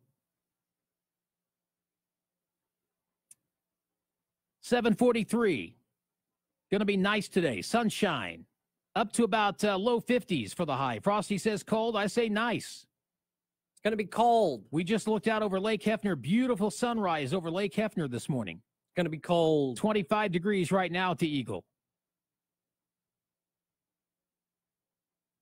I don't understand what it's going to take to get these Democrats to act. The American people clearly voted for a wall, among other things. And if the Democrats are just going to obstruct for the next 2 years, we're going to get nothing done, and we're all going to be just as frustrated 2 years from now as we are now. Although I think it's going to benefit Donald Trump greatly, whose poll numbers are hovering around 50% in Rasmussen. Not too shabby for a guy who's supposedly so unpopular.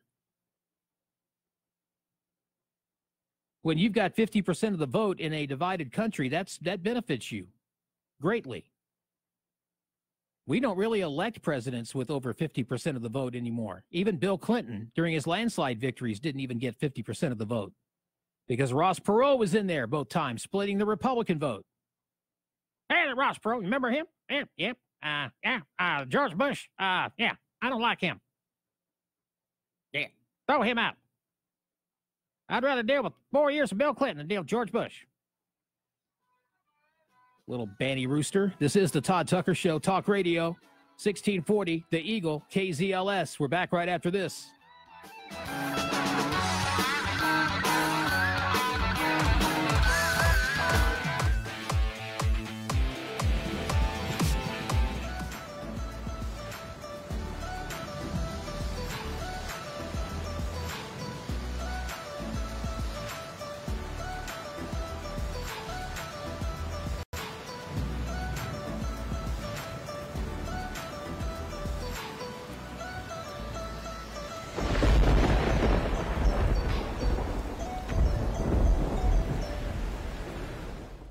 Introducing all new, safe, natural relief. A cannabinoid-rich, clarity and focus formula with 17 essential supplements. When it matters most, you've got a job to do. Anxiety isn't an option. Programmed to keep you moving. A product exclusively manufactured for Active Duty RX by Cantech Labs.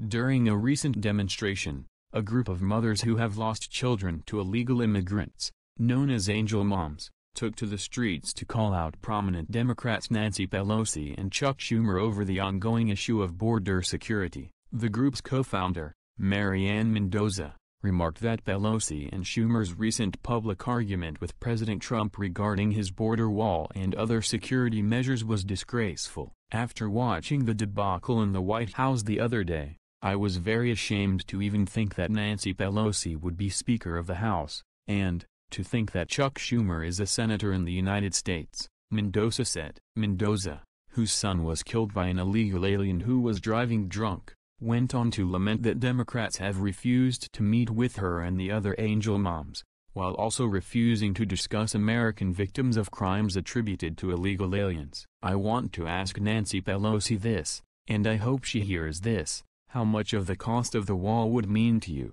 Nancy, if it can be predicted that a loved one of yours could be saved 2 years from now because that wall was built? Asked Mendoza. Hey everybody, Todd Tucker here, went and everyone who knows me knows I love to read a great book, and right now I'm reading this incredible novel by local author Richard Engel. All you have to do is go to LastAmericanPresident.com and save big right now on this book.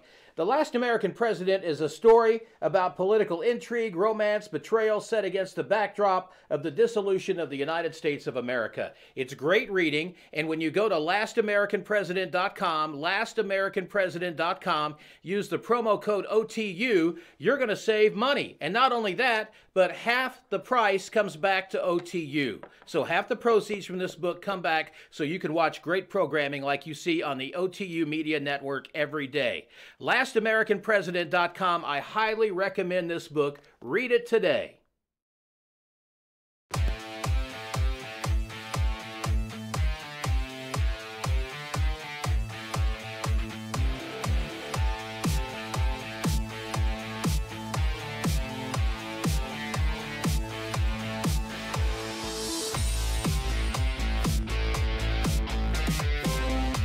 Frosty comments. I've got a couple stories we can get into here. All right, what do you got? My personal favorite that I've seen so far. 3D printed heads can let hackers and cops unlock your phone. Really now? So my phone, I've got one of the new Samsung like Galaxies. It has a thing in there that I set up where it has like facial recognition, where like I can grab it real quick, hit the button, I just look at it, and it unlocks. Gotcha. So it does like it looks at my face. Right. So what they're doing and what law enforcement could be doing is they will like take a special kind of picture of you, 3D print the head from that, like your 3D print your head from that picture, put it in front of your phone, and your phone will unlock so they can get information on you. Okay. This is the future that we live in, which is just kind of funny to me because it takes like 7 hours to print anything on a 3D printer. So explain to me, let's talk a little bit about smartphones for a second. Okay. Because you're a techie guy. I love technology. I love the stuff. Mm-hmm. Know how to make it work. I just like it when it does work. So why is it that Samsung and LG offer all these big discounts on their phones, but Apple will not? It's business practices. So people, like my entire family, with the exception of 2 of us, are switching to Android phones now, to Samsung. You are. Are you about to switch? No, I'm not. I'm not about to switch. Everybody else I is. just want to know what's the difference. There's really not a difference between Android and Apple by that much. I mean, here's the thing, and I've gone over this before because it irks me.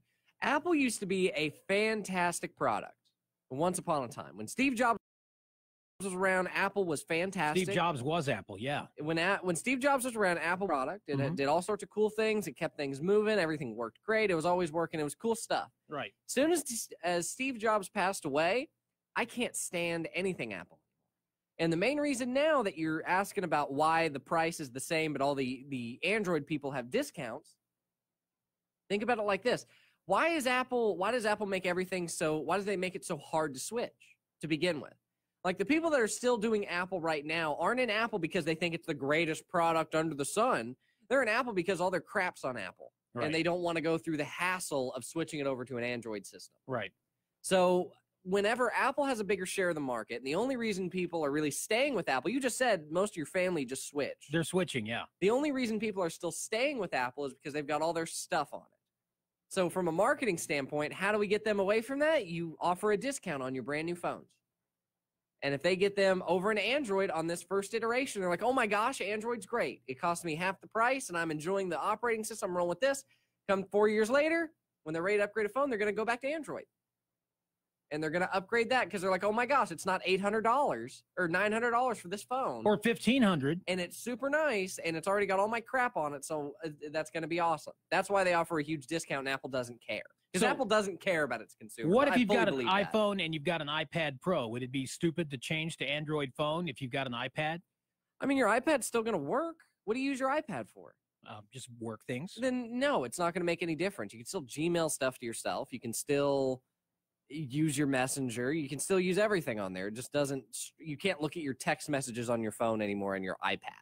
That's it. Oh, I don't read my text messages on my iPad anyway. Let me ask you this: what do you do that has the two linked? Like, what do you link from your phone to your iPad? Apple CarPlay. So just your music? Yeah. Well, you'll already have Apple CarPlay on your iPad anyway because it's an iPad. Right. So, but what if I want to play my Apple CarPlay in the car? I tell you to quit paying for Apple CarPlay and get on Amazon Music because it's a better service. Okay. Well, I do have Alexa. And you also have Alexa. I mean, I'm just saying, like, anything that you have on Apple that's so fantastic that product exists on Android that's at least as good. I love it when we were talking. I know. You can't quit saying her name. No, that's my whole thing about Apple Android. It's like, I don't think Apple cares about their customer base at all. Especially when you hear, like, the stories of people who go to the Apple store trying to get something repaired, and they tell them they have to just buy a new phone. Or it takes 12 hours to wait. Or to get an appointment, you have to wait 3 days. You can go online right now and Google it, and there's all sorts of videos where people. There was a local radio station in, I think, like Maryland that did this, and they had someone who had their screen had gone out on their computer, on their Apple computer. Right. They went to the Apple store to get it looked at, and they came out and said it was going to cost them $3,000 to fix it. They're better off just buying a new computer. They videotaped the whole thing. They took the same computer to a local repair guy, and he's like, oh, yeah, your light just went on. Hang on, let me pop this open. He popped the back out. He changed out one LED light, and he's like, it's fixed. They're like, oh, what would this cost? I don't know, $10. He's like, he didn't care. It's like just a quick fix. They went to the Apple store, and they were like, it's $3,000 to fix this. And they took it to a local repair shop, and he just flipped it out, and he's like, $10, you're done. That's the kind of operation they have. That's why they fight so hard to keep local repair shops from being able to repair an Apple. I've told you this before. There's a whole right to repair bills that are going out through through National Congress and all that stuff, who are basically just saying you can't, be a one-party company for this. It's happening with that. It's happening with John Deere really good too, because that's a huge deal. Mm-hmm. John Deere won't let you self-service your tractors and things like that, or have people repair them. You have to pay their designated people because of how their software works. I didn't say your name. She's talking at us. She keeps talking at us. We can't say her name, Alexa. Stop. But that's my whole thing. That's what gets me about Apple is they're not a consumer-friendly company anymore. They just exist to make money, get higher profits, and they keep producing a worse and worse product every year, don't they? Yeah. Everyone tells me constantly how even the new iPhones are just the same as the old one, but with an $800 price tag. Yeah, and they don't last as long. And they're cut corners on this and that, and they're still expensive. But people will go on there, and you can look at, if you ever cared about the specs, you can Google it. But it's a lot of the new Android specs versus the new iPhone specs, where they look at what's actually in the phones. The new iPhone that just came out, what was it, the X? It had the same amount of processing stuff from an Android, the mainstream Android that came out in 2012. And you can look up those specs, and they show you this had this much RAM, 6 years ago, versus the iPhone that just came out. There's all sorts of stuff like that. Okay, you're kind of selling me on the idea. Well, I'm just saying, it's not, and I'm not, again, if you want to have an iPhone, that's fine. It's just, I don't like them, and I'm not even against the software. I don't like them as a company anymore. They screw over consumers. They do everything wrong. They're not, they don't exist to save you money and give you a fantastic product and have you feel really good about your things. They just, They pigeonhole you into everything you have to do as Apple. There's no transitioning, no nothing. And they try to make it as hard and as annoying of a process it is to switch so you won't. You're not staying with Apple because it's a great product and you love Apple every day. You're staying with Apple because all your crap's on there and it's too much trouble to switch. I'll just go pay another $800 for a brand new phone that works faster. Yeah, that's way too expensive, and the software upgrades and everything are starting to have problems, bugs. Right, like 6 years ago, Apple was fantastic. Now, I can't stand it. So is there any hope for Apple? I don't know. Maybe they'll turn their stuff around. Maybe they'll notice their stock market, their price is lowering, and they'll want to go back to good business practices would be nice. But otherwise, I don't know. I have no idea. I mean, their products aren't terrible. I will say that the iPads that they make are fantastic. iPad is a fantastic product. It has a longer battery life than just about any other tablet on the market. Yeah, I love my iPad. They absolutely got that right, and they don't have bad processors. They work really well, but it just kind of goes back to the thing. Like, they get slow later. They have other issues, but like the iPad is a fantastic product for what it does, like just as a tablet, but their phones and even their laptops to a good extent, I just can't stand. So what are some other stories you have? We're coming up on the top of the hour here. We got like a minute and a half. Sorry, we got off on that. But my main story was that cops can 3D print your face and hack into your phone now. Unreal. That's great. That's what they can do if they want to get into your phone. And Mark Zuckerberg is going to be fined at like $1 billion for spying. I wonder who. I wonder who Mark Zuckerberg has been spying on. I wonder. What else do you have? That's it. We got a minute. It's a minute till the top. Okay, coming up on the other side of the break, we'll talk more about the stuff that makes you go, Stuff that makes you go, Yeah, we've got more on the 2020 presidential election. Yeah, it's getting ready to kick off, folks. Ready or not.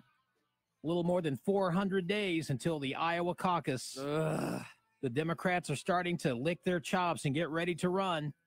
405-608-4377, 405-608-4377. The Todd Tucker Show is on 1640. The Eagle, KZLS.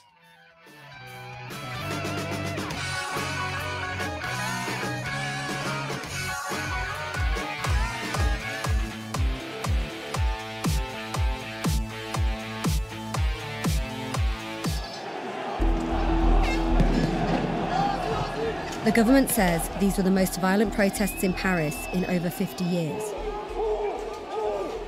On Saturday, 133 people were injured and more than 400 were arrested. The movement began 3 weeks ago on social media, with calls to protest attacks on fuel. But it's grown into a working-class revolt against the economic policies of President Emmanuel Macron. 27-year-old Jimmy Moreno came in from a nearby suburb. He works for the railways and voted for Macron. C'est le peuple, tout bêtement, sans opinion politique. Nous sommes dans la rue tous par solidarité. La politique, notre politique, elle est corrompue. The yellow vests that Jimmy and others are wearing have become a symbol. A law requires drivers to carry them, so they're easier to spot. Now, it's making their movements harder to ignore. On retrouve une part d'humanité envers tout le monde. Tout le monde redevient humain. On est là pour une seule cause. Tout le monde met ses différends de côté. Le peuple français. Exactement. Nous sommes le peuple français, rien d'autre. What's going on now? What are they chanting? La démission de Macron, c'est ce qu'on souhaite. En premier, démission de Macron et changement de République pour être dans une vraie démocratie. Démission Macron, démission. The taxi. Hello world. If you're okay chatting to Siri or Alexa, meet Furhat, putting an expressive face to the voice assistant. Its developers promising we'll not only warm to Furhat, we're going to trust it. We've seen research that shows that people are, in certain situations, more comfortable opening up and talking about difficult issues with a robot compared to a human. Please tell me your... You're up to date. For more, download the Reuters TV app on your mobile or streaming device. Help desk, but it can do more. How about interviewing prospective staff without bias or discrimination, or even questioning patients in a clinic? The robot can change its age or gender or personality depending on the application. So in a way, we're opening up a new world. I can change my face completely to match what I am supposed to do, like this. Okay, can you sound a bit more female then? Yes, of course. Tapping into the latest developments from gaming, the back projection system allows quick changes of face or personality, mirroring those interacting with it.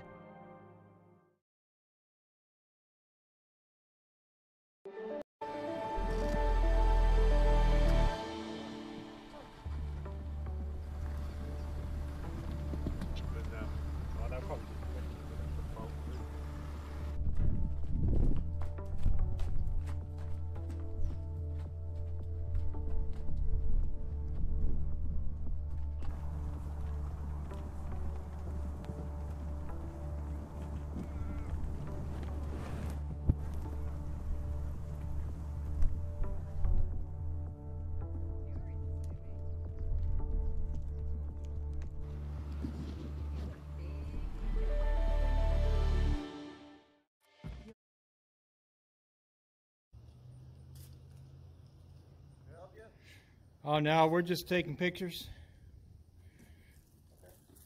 Any particular purpose? Anything we can help you with? Or? No. Have you guys have any issues with open carry in this state with permitless handgun carry? None? Not personally? Because the state I come from, we almost had it, and the governor vetoed it because, you know, if you just let anyone carry a gun, it's just going to, hell's just going to break loose. So you have that here in this state. Have you guys experienced that? That, you know, there's going to be shootings in the street and it's going to be the Wild West all over again? No? Okay. What city are you from? Oklahoma, where So Governor Mary. Had it on the books and they just kicked it out? Or? Well, the legislator and the Senate passed it and went to the governor to be signed, and she was like, no, we just can't have this. Oh. It's just too much, too scary. Oh, okay. So they vetoed it. So we're up here asking officers what their experience on the street is. You know, you don't have to have a permit to carry a handgun, such as I'm doing now. Of course. Why aren't you having just crazy shootings in the street and all kinds of wild stuff? What do you do when you encounter a convicted felon with a handgun? Well, it's a crime. So. Yep, that's a crime. So then you have the opportunity to take him in and charge him, right? Okay. You know, that's what we could do in Oklahoma then. So, yeah, they feel that having the permit makes everybody safe. But, well, you know, you have to have a permit to conceal here. Yes, that's correct. Yeah. So the bad guys are going to conceal. If you're going to open carry like I am, you probably know that you're not going to get arrested. You're abiding by the law. So, all right, guys. Well, I don't want to keep you too long. Looks like you're on business, so, you know, don't want to keep you waiting too long. You guys have a good day. And thanks for the interview. Over 20 years ago, Alex Jones created the media platform called InfoWars, and in the decades since, it's grown into a truly remarkable institution with over 200 radio affiliates, tens of millions of unique website visitors monthly, and a 24/7 live news TV channel broadcasting from state-of-the-art studios in Austin, Texas. InfoWars has become the most trusted independent news source in the country, dedicated to delivering breaking news, live coverage of special events, and exclusive reports you won't find anywhere else. While the old guard media struggles to maintain supremacy in a landscape rocked by innovation and technology, InfoWars has been at the forefront of the information revolution. From 8 million radio listeners, over 2 million YouTube subscribers, or the billions of views of our online content, InfoWars proves dominant in every facet of media we enter. For the hardest-hitting reports, uncompromising analysis, for high-profile interviews and bombshell revelations, accept no substitutes. Demand truth. Demand InfoWars. InfoWars. Tomorrow's news today. This is undoubtedly the most important broadcast we've ever done. Hey everybody, Todd Tucker here, and everyone who knows me knows I love to read a great book, and right now I'm reading this incredible novel by local author Richard Engel. All you have to do is go to LastAmericanPresident.com and save big right now on this book. The Last American President is a story about political intrigue, romance, betrayal set against the backdrop of the dissolution of the United States of America. It's great reading, and when you go to LastAmericanPresident.com, LastAmericanPresident.com, use the promo code OTU, you're going to save money. And not only that, but half the price comes back to OTU. So half the proceeds from this book come back so you can watch great programming like you see on the OTU Media Network every day. LastAmericanPresident.com. I highly recommend this book. Read it today. Introducing all new, safe, natural relief. A cannabinoid-rich, clarity and focus formula with 17 essential supplements. When it matters most, you've got a job to do. Anxiety isn't an option. Programmed to keep you moving. A product exclusively manufactured for Active Duty RX by Cantech Labs.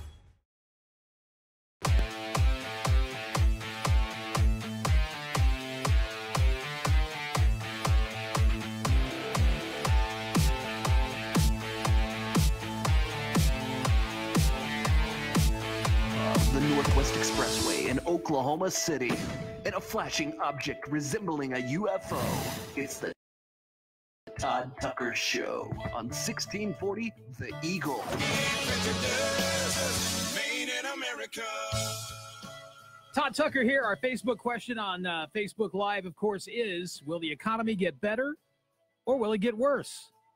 Some consumers are starting to get a little nervous. I hope it doesn't get worse. Because it's kind of like a roller coaster. The economy, you know, once you have a big boom, then you have a little recession. It comes in cycles. Always has, always will. Todd, what do you know about finance? What do you know about the stock market?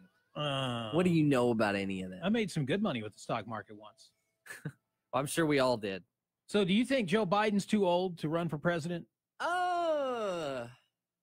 He's 76. I don't know. It just depends.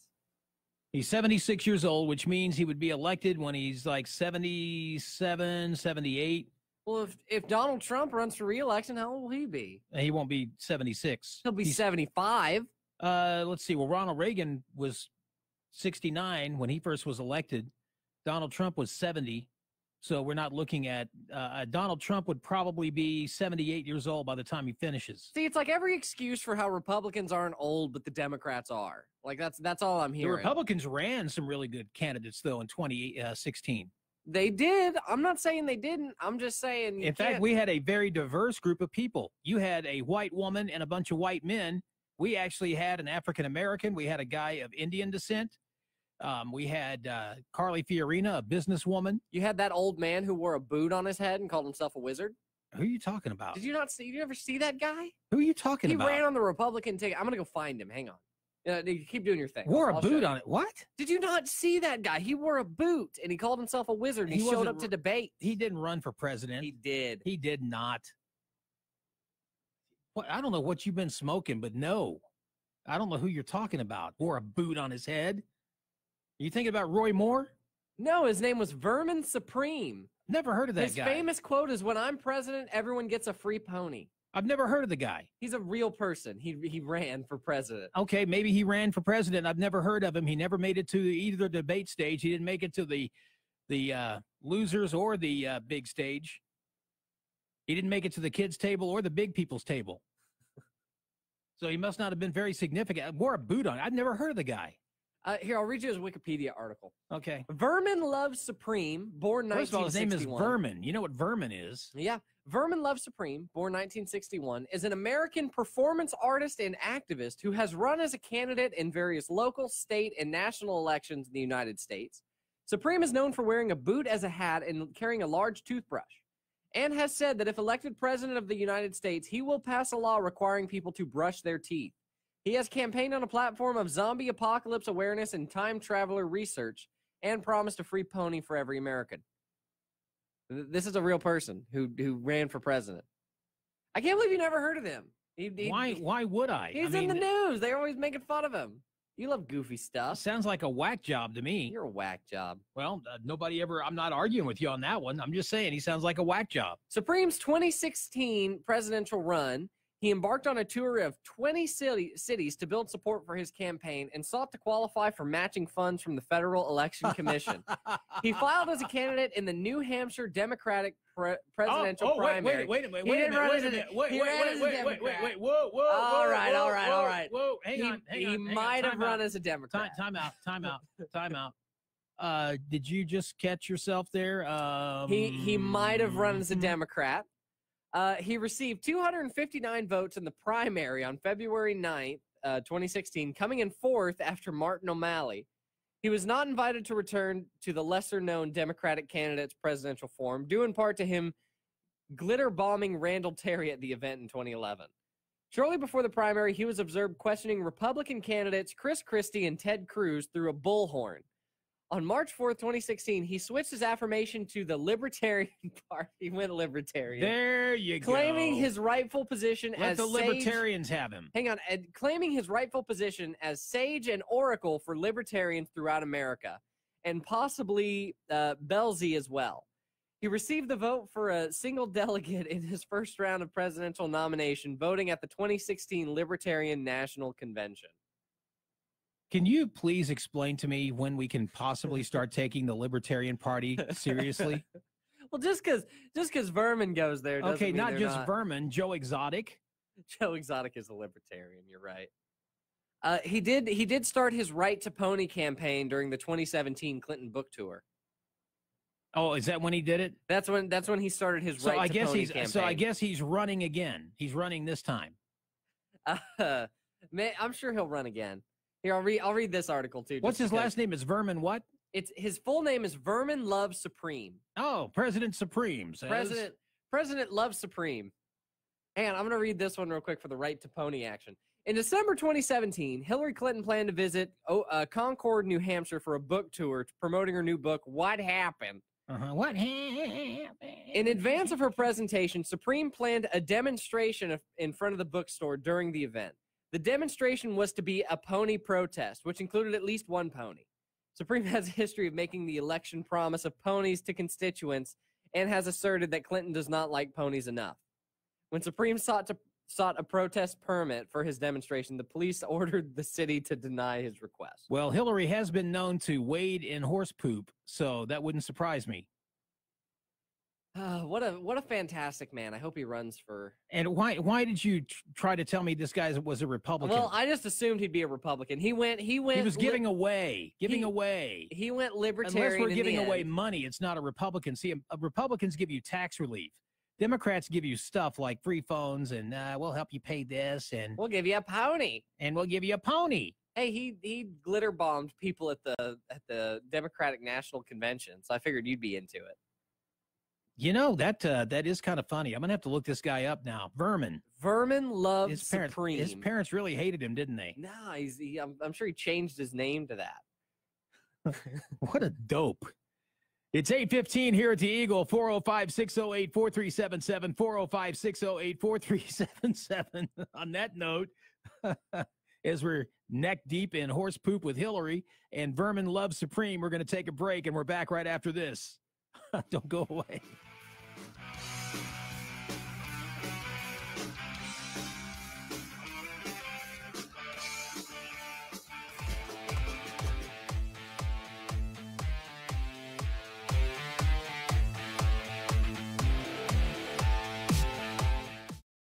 Introducing all new, safe, natural relief. A cannabinoid-rich, clarity and focus formula with 17 essential supplements. When it matters most, you've got a job to do. Anxiety isn't an option. Programmed to keep you moving. A product exclusively manufactured for Active Duty RX by Cantech Labs. Hey everybody, Todd Tucker here, and everyone who knows me knows I love to read a great book, and right now I'm reading this incredible novel by local author Richard Engel. All you have to do is go to LastAmericanPresident.com and say big right now on this book. The Last American President is a story about political intrigue, romance, betrayal set against the backdrop of the dissolution of the United States of America. It's great reading, and when you go to LastAmericanPresident.com, LastAmericanPresident.com, use the promo code OTU, you're going to save money. And not only that, but half the price comes back to OTU. So half the proceeds from this book come back so you can watch great programming like you see on the OTU Media Network every day. LastAmericanPresident.com, I highly recommend this book. Read it today.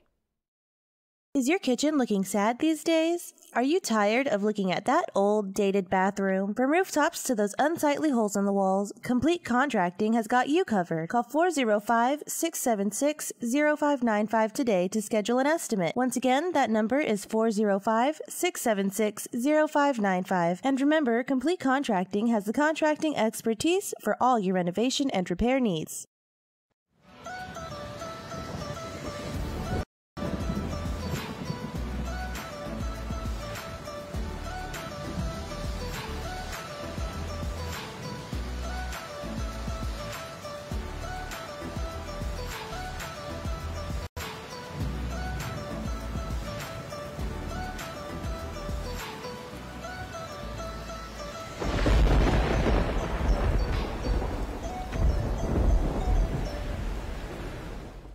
Introducing all new, safe, natural relief.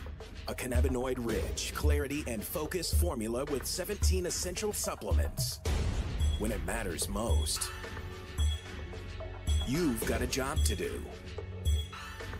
Anxiety isn't an option. Programmed to keep you moving. a product exclusively manufactured for Active Duty RX by Cantech Labs.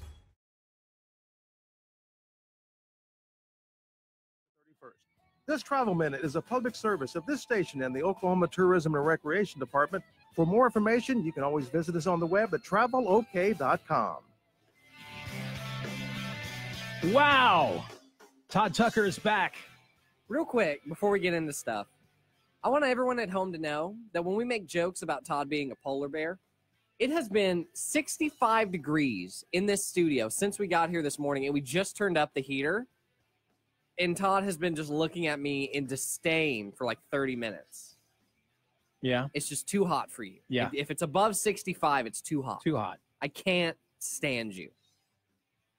How about we go and stand outside? I don't have a jacket on. Yeah, that was so weird. It's 20 degrees outside, and you're just hanging out You've with got your little gloves on and your jacket because we go and get air sometimes. It's freaking during cold a break. outside. And he only drinks iced coffee. He does, and that's what he drinks in the morning. I drank hot coffee this morning. Oh, look at you! What a guy! Yeah. I don't know. You're just a strange man, an odd person. Did you know boys can have periods too? I did. I don't know how to speak with a British accent. That's being taught in England right now. In England? In England, yes. School children will be taught that all genders can have periods. It's a new sex education lesson, a victory for transgender rights campaigners. The advice to teachers was approved by Brighton and Hove City Council as they try to tackle stigma about menstruation. We didn't talk. I believe it's pronounced menstruation. I know. I say menstruation just for the hell of it. Just because? Yeah. Okay. Menstruation. Do you think we should have saved this for Hide Your Kids segment? Not necessarily. Okay. I mean, they're teaching it in school now. All right, that's true. It's certified. The new advice follows a council report which says trans boys and men and non-binary people have periods. No, they don't. That's what this thing says. No, they don't. That menstruation can be inclusive of all genders, or menstruation, as I like to say. Look, man, I drink the Kool-Aid, and even I think no, they don't. Bins used for menstruation products will be provided in all toilets for children. It also calls for transgender students and pupils to be provided with additional support from a school nurse if needed. What do you think the nurse is going to tell them? You've started your period. You started your period. Here, go take this and run to the loo. Yeah. Get out of here. Take what, Frosty? They're giving they're giving away these. If the boys having hygiene, they're giving away hygiene products to boys and girls. If the boys having a heavy flow that day, they got to give them a regular tampon to go put in. I don't want to live on this planet. I know. I mean, what's this world? That's what I'm sitting here looking at. I mean, what else is the nurse going to do except give him some products? Yeah, transgender students should be provided with additional support from a school nurse. What are you going to say? And they're no longer feminine hygiene products. Oh my just gosh, hygiene. girl, you're really a boy. Or oh my gosh, boy, you're really a girl. You see, the blood was in you the whole time. Like, I don't know how that becomes a Hallmark movie, but it will. First of all, men don't have periods. I thought we were going to get into some actual science here. I thought we were going to talk about something actually interesting. There's really, I've read this story earlier too. There's really no science to it. The report recommends that language and learning about periods is inclusive of all genders, cultures, faiths, and sexual orientations. For example, girls and women and others who have periods is how they put that in quotes. Girls and women and others who have periods. Like, they know who has it, and they're just like everybody else too. Can we just go back to the days where the sexual education teachers would put in, quote, the wrong tape, end quote, at the beginning? Right. Now, hang on here. This is going out to a group of 3 white men in a room talking on the radio. If you are a woman who listens to this show, which is very rare and far between, please call us at 405-608-4377 and tell us. I want to know how a girl feels about this. If they think it's normal, if it's all good in the hood, like, I don't understand. I get the whole thing of, like, wanting to make, periods less faux pas. Like, that's a push that's been going on for a long time. It's like, it's not a gross thing, it's just a thing, which I'm down for. Some religions are kind of crazy about that. Your monthly visitors come to call. Hey, man, I don't have one, but I live with one that has that, and I understand. I am a supporter. It's a thing. You just leave them alone. I grew up in a house full of girls. I didn't have to be told what that is, but I can tell you that I never at any time have ever gone through that in my life. Never. If I went to my doctor today and said, hey, doc, by the way, I think I've begun menstruating. See, we should have had a Hide Your Kids segment about this. I feel like this is inappropriate, but I don't know. I don't know. We can move it to the 9 o'clock hour. That's the thing, though. Like, as a man, I don't know if this is an inappropriate thing to talk about with children. Like, that's the thing. Like, there's like the liberal agenda. There's the liberal agenda to it, but I don't know if the general gist is this is okay to talk about just on the radio whenever we want to. You know what I mean? Like, I don't know if that's okay. 8-year-olds don't need to be taught this. These are 8-year-olds. 8-year-olds don't need to be taught this. I mean, girls, let moms talk to their daughters about this. Yeah, but girls kind of hit that thing pretty okay, early, great. Don't let they? mom teach them about it. Let mom decide. Let mom do it. Put it off on mom. Yeah, not 3 white men on the radio just talking about it. We know so much. But no, they're teaching it in school. Well, I know enough to know that I don't have a monthly visitor. Do I get cranky once in a while? Yeah. Does that mean that I'm menstruating? No. And I have another quote from the article here. Get out of my class. You can't treat me like this. I'm menstruating. This is another quote from the article. Somebody's going to sue because they didn't get a tampon. It's going to be a boy. Go ahead. telling you, we're going to knock it out. We believe, this is a quote, we believe that it's important for all genders to be able to learn and talk about menstruation together, which is, I figure that's okay. Our approach recognizes the fact that some people who have periods are trans or non-binary. Non-binary just means you're not straight. That's all that means. Non-binary means you don't claim to be any. Is that what that means? Like you're just not on the spectrum? You're nothing. You're just like whatever. Whatever I feel like today, that's what I am. Isn't that like a genetics thing? I think I'm going to be a Honda Accord today. Yeah, but you can't change a person to the point where they menstruate, right? Like that, I don't know the I'm lost. I'm gone. Boys can't do that, Frosty. I'm a liberal. Here's the God thing. didn't intend it that way. I'm a liberal. I subscribe to the trans community. Like, go do what you want and enjoy your life, whatever. But like, I don't understand. I don't get this one. I don't understand what they're trying to do. If you think you know what's going on, call me at 405-608-4377. Educate Frosty on how this works because I don't get it. I don't get it, Todd. I don't think you're supposed to get it. I'm finally becoming an old grumpy man because I don't understand what this is trying to do. Well, like I think the overall arching thing is to make periods okay to talk about. We'll delve into it further in the 6 o'clock. Okay, hour. or in the 9 o'clock hour because this is definitely a hide your kids segment, and I could talk about this forever. I have no idea what's going on. North Carolina Republican lawmakers said Friday they will challenge Democrat Governor Roy Cooper's veto of a bill requiring voters to show photo ID at the polls. Why is it such a big deal? Why do Democrats have such a problem with people showing? Frosty, you answer this. What's the big deal about showing your ID at the poll? Because there's like little old ladies who haven't had an ID in years. And, that's not true. And kids who don't carry their ID because it's illegal. You know, you don't have to show your ID but those kids are not going to forget their IDs when they go to buy cigarettes, are they? They're not going to forget those IDs when they go to a 21 and under club, an 18 and over club, are they? Probably not. I don't know. I don't know what the whole thing on that is. They can go out and get fake IDs. They want to go out and party. Everybody gets a fake ID, but, we can't get a real one. That's one thing that's really easy to get in America, an ID. Well, it's just like it's discrimination. Oh, how's it discrimination? Officer, I pulled you over because you're going about 10 over. Can I see your license, please? You're discriminating against me, officer. I shouldn't have to show you my ID, my license. I shouldn't have to show you that. You're a part of the government. Hey. No. I was going to say, even as like an immigrant, it's really easy to get a temporary driver's license. Yes, and it'll say whether or not you're a resident or non-resident. If you're a non-resident, you don't vote.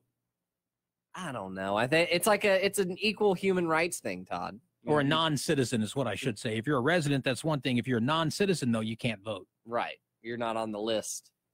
So the Republicans are having to fight. The legislation requires voters to show a range of accepted IDs. I mean, you can show your government ID card, your military ID card. You can show your student ID. You can show your driver's license. Even student ID is pretty easy on that, right? You can go to school without a social. Yeah. I mean, all you got to do is show an ID that has your picture on it and your name, and you can vote. If it's that basic, then I don't know what the issue would be. If you go to your polling place and you vote, it's going to show that you voted. And if somebody else shows up and says, hey, I'm Todd Tucker, and I'm here to vote, and they're like, well, somebody already voted named Todd Tucker, and they signed here. Well, that's not my signature. I mean, it's easy to point out voter fraud because they can't vote at any place but the place where they're registered. So I really don't understand what the big issue is, why Democrats are so against it. Well, it discriminates. It's very discriminatory toward the African Americans. So you're saying that African Americans can't get a driver's license? That's not true. God, man, I'm ready for African Americans to get tired of being kept down. I'm ready for them to get mad. I'm ready for African Americans to say, enough of you, Democrat Party. You think we're not smart enough to know what you're doing, the pulling the wool over our eyes? You don't see this? Come on.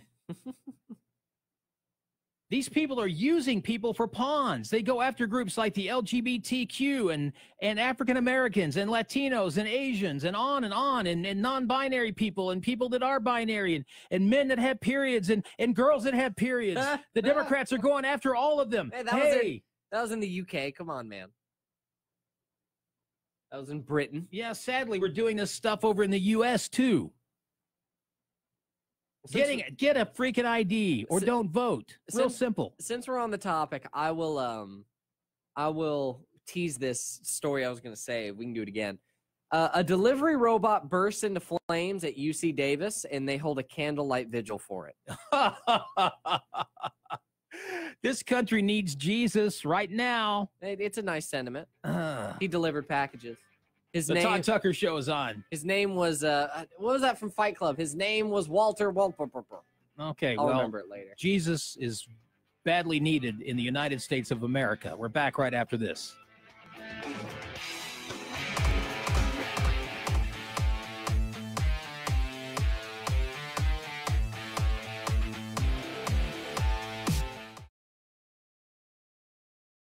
Hello world.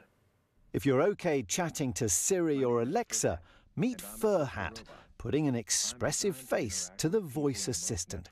Its developers promising we'll not only warm to Fur Hat, we're going to trust it. We've seen research that shows that people are, in certain situations, more comfortable opening up and talking about difficult issues with a robot compared to a human. Please tell me your... You're up to date. For more, download the Reuters TV app on your mobile or streaming device. Help desk, but it can do more. How about interviewing prospective staff without bias or discrimination, or even questioning patients in a clinic?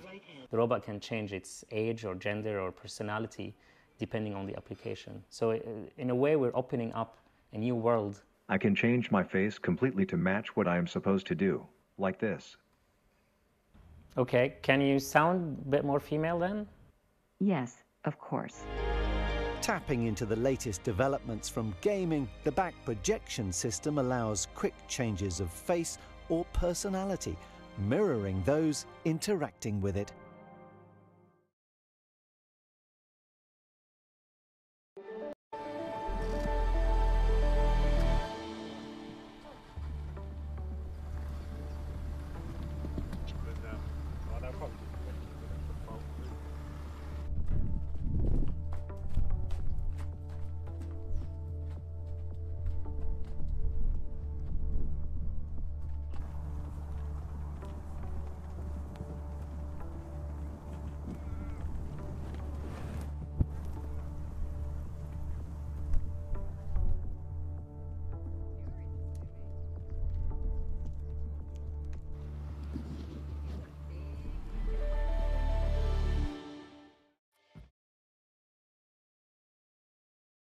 We're going to head out. You guys have a safe day. All right. And we're not anti-cop. We're not anything like that. Oh, I was wanting to ask you a question.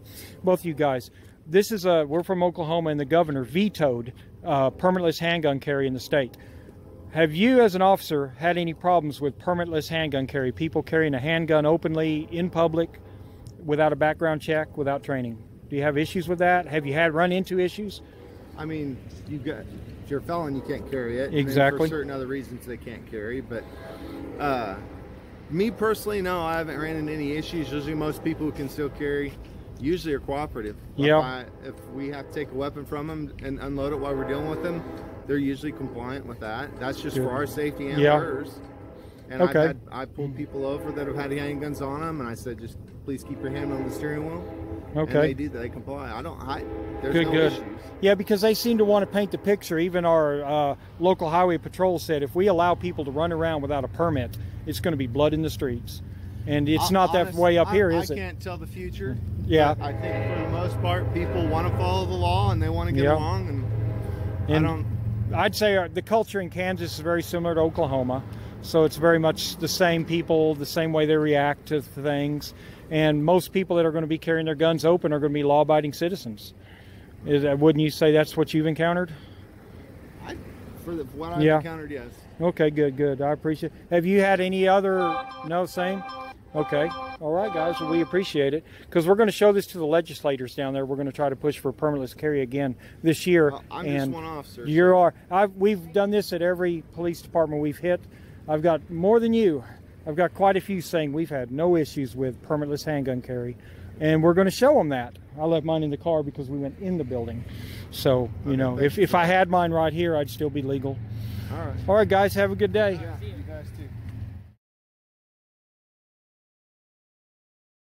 Don is awesome. OK2A is awesome, as you all know. He is great to work with at the state capitol. Yes, I am one of the senators that gets the opportunity to run the legislation, but it's great to have support from people like you to be able to advance those liberties and work to protect those liberties. So thank you all for coming out, to the media that came out here. Appreciate you all coming as well. I would like to ask a question, though, to the media and those that are here. What if you all had to actually go through a background check and pay a fee and go through all these hoops to exercise the freedom of the press that is guaranteed in the Constitution, like we all have to do to exercise our Second Amendment right? Or to the protesters across the street here at our rally with your First Amendment. We fully support your ability to exercise your First Amendment right. But what if you had to actually pay a fee, go through a background check, do all these things to exercise your First Amendment rights?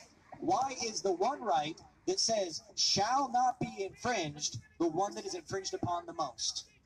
It's not right. Government should not be infringing upon our right. The proper function of government is outlined in the Declaration of Independence. It says that to secure these rights, governments are instituted among men. That is the core absolute function of government. It is to protect. Oklahoma has one of the worst rates of uninsured drivers in all of the country. But now the state will start using cameras to catch those driving without insurance. It starts November 1st with 5 cameras along busy highways in Tulsa and Oklahoma City. Eventually, there'll be at least 30 cameras statewide. On Oklahoma roads, 1 in 4 drivers don't carry auto insurance. But starting next week, in the first of its kind program in the country, cameras will identify those drivers by matching their driver's license number with a database of uninsured drivers. We are able to plug into real time with insurance companies. Buenos dias, everybody. Todd Tucker is here. The Todd Tucker Show with Frosty the Snowflake and Chokin' Chad the Intern. President Trump expressed frustration with the FBI prosecution of his personal lawyer, Michael Cohen, wondering why they didn't do the same to former Secretary of State Hillary Clinton. The president said they broke into an attorney general's office, referring to the FBI raid on Cohen's home. Why didn't they break into the DA? I didn't mean to say attorney general. I meant an attorney's office. Okay. Why didn't they do the same? Why didn't they break into the DNC to get the server or crooked Hillary's office? The president was referring to the FBI never verifying DNC claims that they were hacked by Russians and never seizing Clinton's private email server where she illegally stored and sent classified information. The president's comments appeared to have struck a nerve with former FBI Director James Comey. What a loser he is. Comey says, this is from the president of our country lying about the lawful execution of a search warrant issued by a federal judge. Why, yes, it is. But the president is not lying about anything. He's just stating a fact. Shame on Republicans who don't give up and speak up at this moment. For the FBI, the rule of law and the truth. Mr. Comey, you're an example as to why we're not standing up. The president repeatedly criticized the Russia investigation yesterday, expressing frustration that his former attorney general allowed the investigation to take place in the first place. Jeff Sessions should be ashamed of himself for allowing this total hoax to get started in the first place, the president wrote. Trump pointed to comments from Ken Starr on Fox News, who said there was no evidence on proof of collusion in the Russia investigation and no evidence of a campaign financing violation that involves President Trump. He further dismissed the entire special counsel investigation as a Democrat scam. They are entrapping people for misstatements. are unrelated things that took place many years ago, he wrote. Nothing to do with collusion. Boy, the president got busy on Twitter yesterday getting after these people. We all know that Mueller is just wasting our money, that it's like being stuck in a sandbank or mud or snow or whatever. You're trying to get traction. You can't get traction. And so you try to steer over here and you may hit something over here, but, you know, that's not the president. Then you go and you move over into, but then you hit that, but that's not the president. And they keep taking these people down, but they're not taking Donald Trump down. Why? Because there's nothing there. That's why. Oh, and how about Facebook? Benjamin Netanyahu's son, the prime minister of Israel. Heir to the Yahoo fortune? No, Netanyahu, nothing to do. There's no Yahoo in there anywhere. It's Oh. Netanyahu, Y-A-H-U. Okay. And it's Netanyahu, the entire last name. Nothing to do with the search engine, Google. Heir to Yahoo. Heir to the Yahoo fortune. Or Yahoo, Got it. I meant to say. So, Benjamin Netanyahu, it was his son was put on suspension from Facebook for 24 hours because he said there needed to be some justice. There were some Israeli soldiers, a couple of Israeli soldiers killed, and Benjamin Netanyahu's son put on Facebook, we need to seek justice. Well, Facebook didn't like that. And so they banned him for 24 hours. Man, I got to tell you, something's got to give at some point on these on these social media outlets, because Twitter shadow bans, you got these algorithms everywhere, and I'm telling you, Frosty, at some point I feel like Facebook is going to fall flat on its face. Look, no pun intended. It could. Facebook on its face butt. Okay. Okay. I'm just waiting for the next thing to come out. People have tried. But nobody really, nobody under the age of 60 wants to chat on Facebook. They want to chat on Snap, or they want to chat on some other.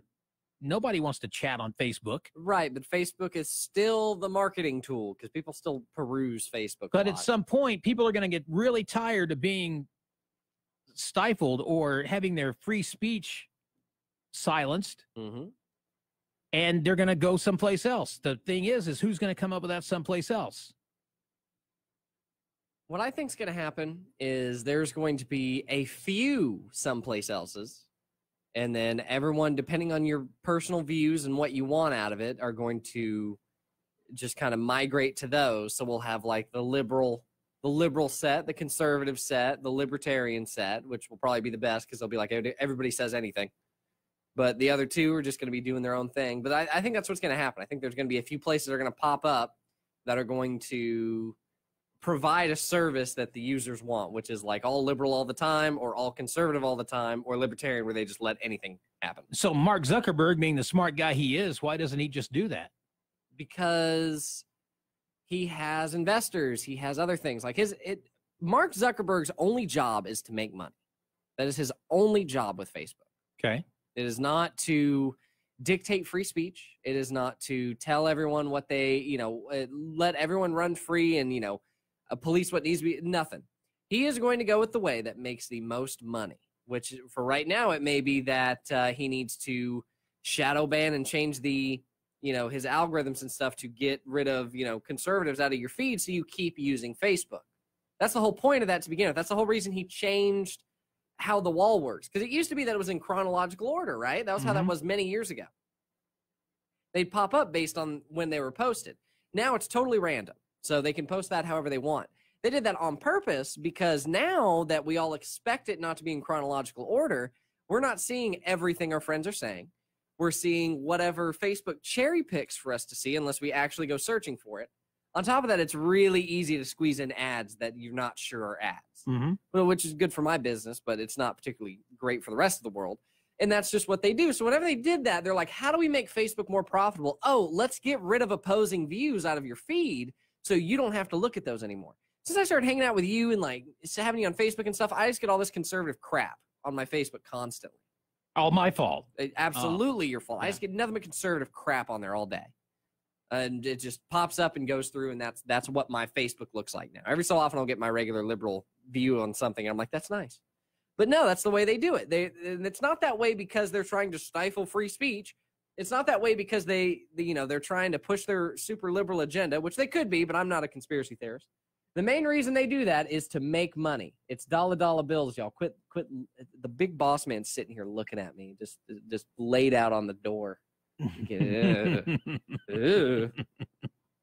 But yes, that's Facebook's thing, and that's the thing everyone needs to remember. They are not here to tell you what's right speech, what's wrong speech, or anything like that. They're just going to go the way that makes them the most money and keeps everyone on there docile enough to where they're not getting a huge lawsuit against them. I don't unfriend people because of their political beliefs, though. That's fine if you just won't see the political beliefs anymore. I don't. I mean, I'm fine with that. It'll curate them out of your feed. I'm fine with that, but don't stop me from posting what I want to on my page as long as I'm not threatening somebody. How do you think a shadow ban works, Todd? Because you always like to throw out the shadow ban. They have these keywords that come up in their algorithm. Sure, but at the same time, for what I just explained, how they curate your feed, like your whole wall on your posts and stuff, they curate that. So what that means when they say they shadow ban you, it's not even so much that you'll ever know. It just means that it's not going to show up on anybody's feed. That's what that means. Like, it's not that it doesn't exist and it's not in the ether and people can't find it if they search for it. It's just not going to pop up anywhere. I think it's so ridiculous that people would pick their Facebook friends based on their political beliefs anyway. It's like, if you don't like my political beliefs, doesn't mean you can't be my friend. It just means don't follow my feed or don't look at my page all the time. I do post other things on my page besides politics. Yeah, like 1 in 10. Okay. Well, I mean, I do politics for a living. And I understand that. And that's enough reason for people to unfollow you because they don't want to deal with the politics. And that's fine. That's fine. That's fine. But you're someone that if I wasn't doing this job, I would immediately unfollow you because I don't want to see that all day. But see, there's a difference in unfollowing and unfriending also. I'd probably just unfriend you if you're never doing anything in particular. But I'm your friend, so why would you unfriend me? Because it's just Facebook? Oh, that's true. It's only but people Facebook? take that so seriously. It's like, why did you unfriend me? Stupid. You don't keep track of any of that. So and so unfriended me on Facebook. Okay, and maybe they got rid of Facebook. I don't know. And the thing is now, and this is like all of my millennial friends, we don't use Facebook to talk to people anymore. Right. We don't even That's what I was saying earlier. We don't even really post on there. We use it for all of our little groups of things that we want to see. Like, man, like I have all my meme groups that I go to Facebook to see. It's just all my little entertainment things. I don't look at posts. Like I've got my rail fan people. I've got my rail fan. Is that a train group? Yeah. You're in a train group? There are several of them. A couple of us that love Ronald Reagan. We've got those groups. Perfect. But no, it's awesome. Sooner Politics. I love to follow Sooner Politics on Facebook. That's politics. I expect to see politics there. My dad found David Van over there, good friend. My dad found all his old war buddies because every platoon or unit or whatever has their own Facebook page that they join. That's how I stalked my ex-girlfriend and found out she had been married with 2 kids. You were stalking the Marine pages? No, she's not. No, I just happened to be like, I wonder if she's on Facebook, and so I looked her up, and there she was. And you did a little Todd Tucker sleuthing. Beautiful as ever before. Yep, hadn't changed a bit. I have though. I had hair back then. Todd Tucker Show is on. It's 15 till 9 o'clock, and don't forget Hide the Kids segment coming up after 9 o'clock. That means the kids better be in school by then. We'll be back right after this, the week before Christmas, and all through the house. We got a lot to do, including setting that mouse free. Where does that come from? What? I didn't want to say kill a mouse because, I don't like to kill things. Why would you? I was just saying all through the house, not a creature was stirring, not even a mouse. I was trying to just come up. Never mind. It's Monday. Just act like it didn't happen.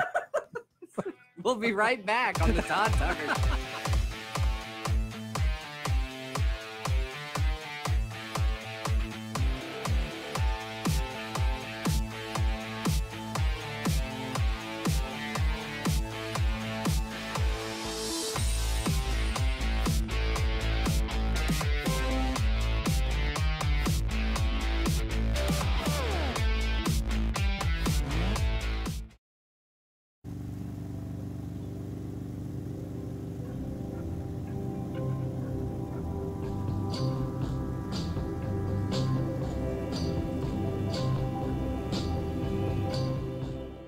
In the summer of 2018, despite a fierce and well-financed opposition, the state of Oklahoma passed State Question 788, giving the citizens the most open medical marijuana system in the U.S. as young people of Oklahoma spoke last night, and they said they wanted medical marijuana. Critics tried to frame 788 as being too loosely written, pointing to the bill's lack of qualifying conditions. Proponents countered that the bill would allow maximum access to the widest range of patients. State Question 788 passed by more than 13 points. My friends call me Grumpy. I'm a citizen lobbyist on the front lines of the cannabis revolution in the great state of Oklahoma. I represent not only the 507,000 individuals that voted for medical cannabis, but my fellow citizens who need this medicine. Join us as we travel the state to meet with politicians, activists, business owners, but most importantly, patients.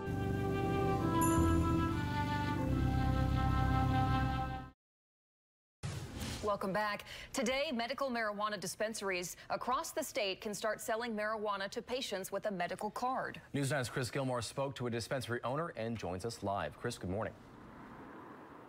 Good morning. Cannabis Aid here behind me is one of the more than 600 businesses granted that medical marijuana dispensary license throughout the state of Oklahoma as of this past weekend.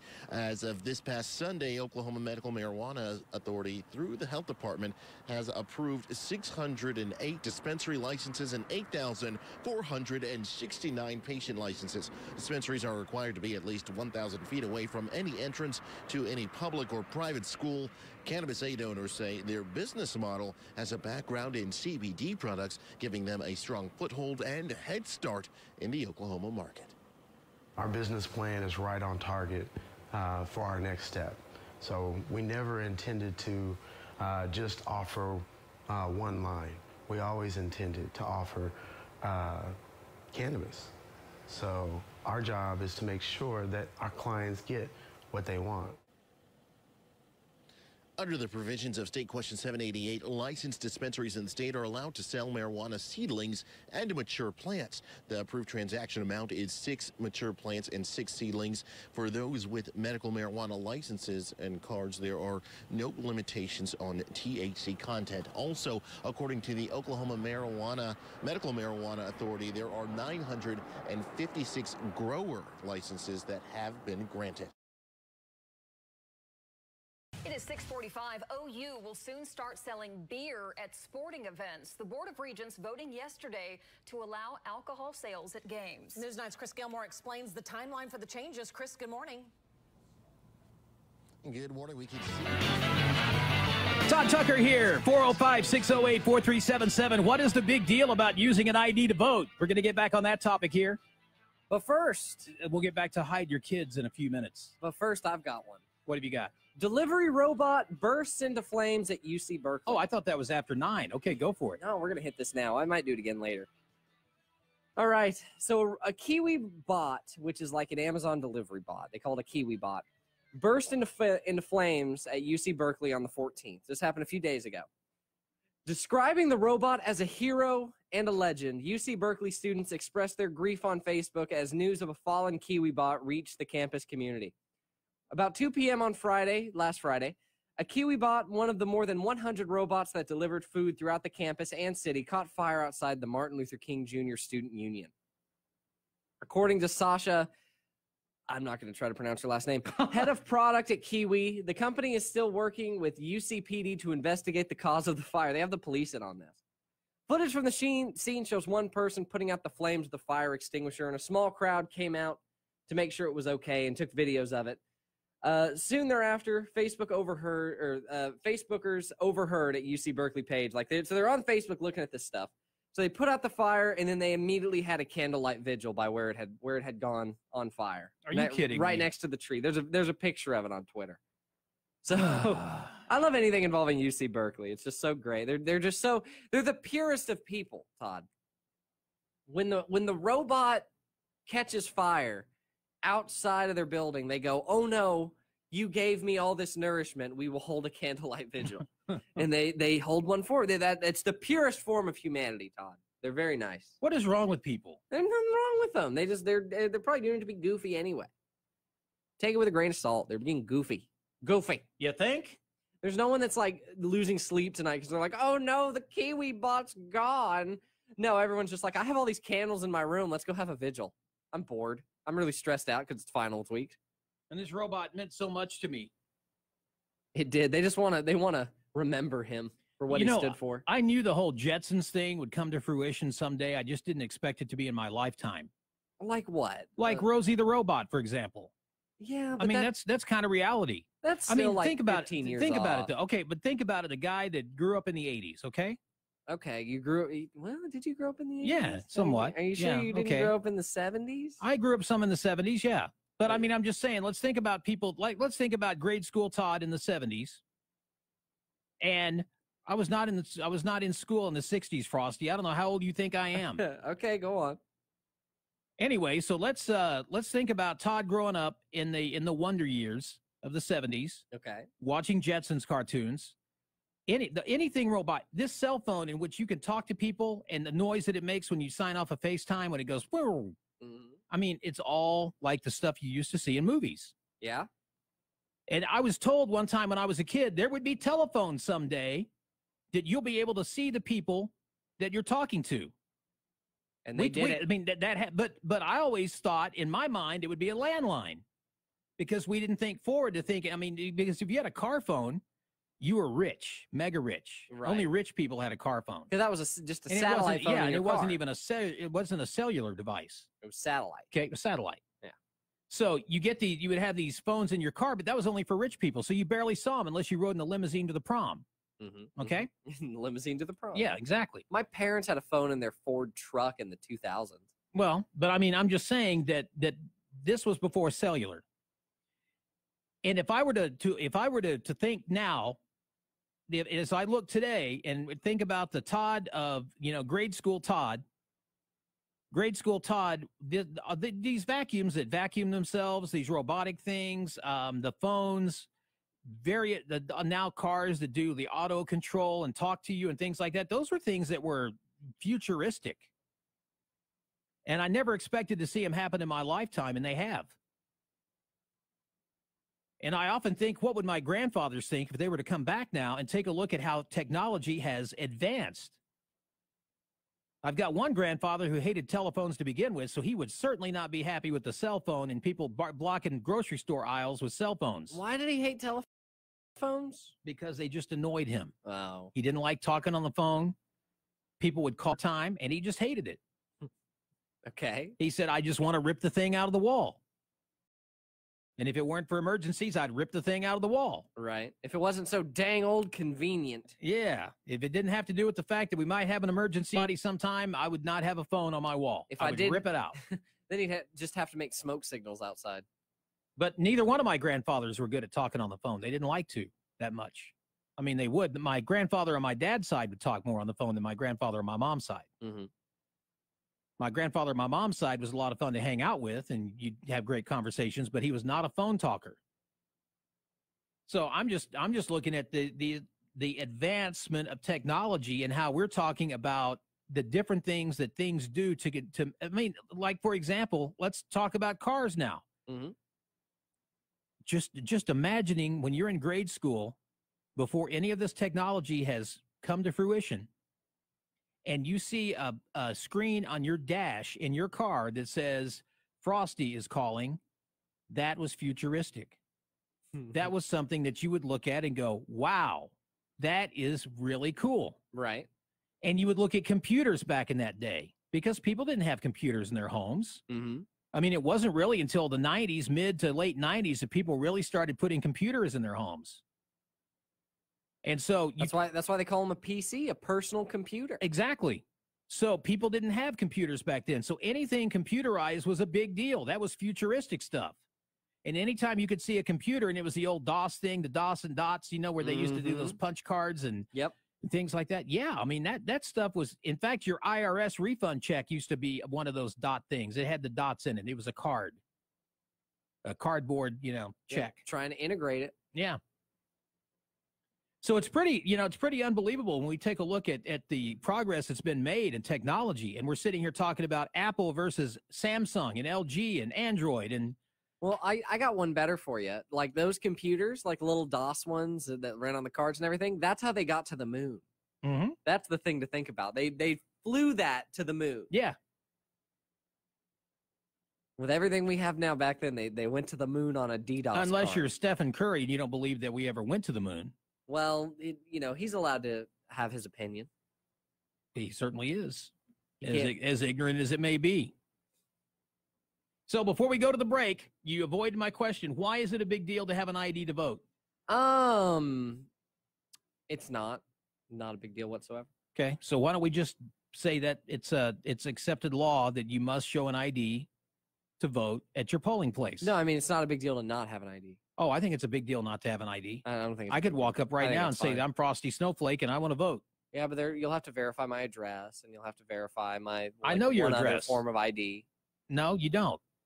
That's what the Democrats want. They don't want any kind of enforcement at all at the polling place. Just show up and say you're whoever you want to be and you vote. That's exactly what they want. But Todd, it's like disenfranchising people. It's racist. Yep, everything's racist. Everything is racist now. We're going to take a break here. We've got a hard break at the top of the hour. When we come back, we've got Frosty's Hide Your Kid segment, which promises to be a good one. I think I might have a girl who will call in and argue with us about what we were talking. Like, don't even argue. Just tell us what's up. I would like that. All right. I would like that very much. Do guys have periods or do they not? We'll talk about that and more. Hide Your Kid segment next on the Todd Tucker Show.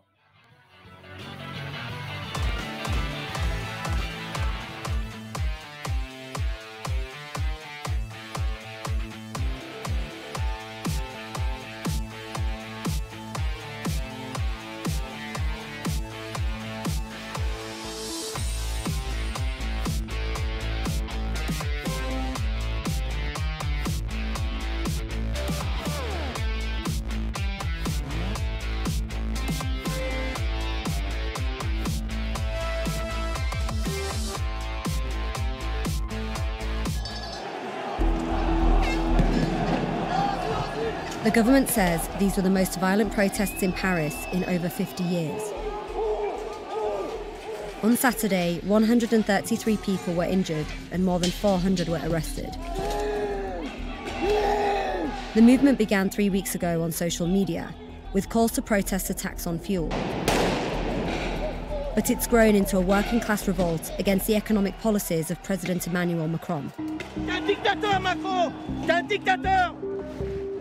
27-year-old Jimmy Moreno came in from a nearby suburb. He works for the railways and voted for Macron. C'est le peuple, tout bêtement, sans opinion politique. Nous sommes dans la rue tous par solidarité. La politique, notre politique, elle est corrompue. The yellow vests that Jimmy and others are wearing have become a symbol. A law requires drivers to carry them, so they're easier to spot. Now, it's making their movements harder to ignore. On retrouve une part d'humanité envers tout le monde. Tout le monde redevient humain. On est là pour une seule cause. Tout le monde met ses différends de côté. Le peuple français. Exactement. Nous sommes le peuple français, rien d'autre. What's going on now? What are they chanting? La démission de Macron, c'est ce qu'on souhaite. En premier, démission de Macron et changement de République pour être dans une vraie démocratie. Démission Macron, démission.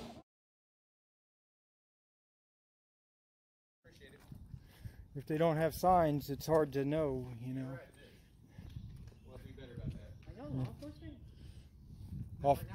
Off duty. All right. Hey, I've got a question then. I see all the. Well, okay. No. I want to ask a legitimate question. I see the signs at buildings that say no concealed carry inside buildings. What about open carry? Is that legal? Well, no. It just depends. You know, because nobody really addresses open carry. You know what I mean? Just concealed carry. So if the store proprietor asks you to leave because of the open carry, then you have to leave. What about a government building? Absolutely not. Okay. We can't even get any government buildings. Okay. You know, all right. At the federal courthouse, they make us check our guns. Yeah, they do. Yeah, I never carry in a federal building. Well, I've seen private investigators that I've seen them do it before, at least in Oklahoma. Well, maybe. Yeah, maybe okay. Maybe they're a little bit more relaxed with it down there. They should be carrying in federal buildings. Yep. Yeah, I'm not running. I don't have anything to hide from you guys. Yeah, I hear you. You know, I don't appreciate being baited either. Yeah. Oh, this isn't a baited question. Is it okay to go over there and really? I mean, really, you're not supposed to be in there because we have vehicles with weapons in them. Okay, yeah. Well, I mean, if they're secure, if they're locked, everything should be fine. I mean, could you not break a window? I would rather you didn't. Then we'd be in violation of the law. I can go to any parking lot and break a window. You could. Yeah. But I mean, from what I'm seeing right now, it's not a secure. It's not secured. There's no signs that say no trespassing. No, there aren't. It doesn't say authorized personnel. No, it doesn't. Or police employees. It doesn't say anything along those lines. Well, then we'll get one up there. Yeah. All I see is it's open. Yeah. So, so as a citizen, maybe I want to look at some cool police vehicles. I can just walk in there and do that. Or you could come in here and ask us to bring one out to you. There's nobody in here. You guys. There's a button to push. Oh, okay. Well, I don't want to tie up police, communications. Yeah. If I walked in there, I'd be. You don't appear to be that worried about it. You know what I mean? If I walked in there, I'd be in violation of the law with open carry. No. Oh, okay. All right. I was curious because I see the no concealed carry everywhere, and I don't even know that we have a sign on the front. Yeah, it's in the front. That's for City Hall. Yeah, City Hall. All right. Well, I appreciate it. We respect your right to your Second Amendment constitutional rights. Good. Some places don't. So that's them. That is them. Yep. And America's, in my opinion, a gun culture. So if you don't go for yours, I won't go for mine. Yep.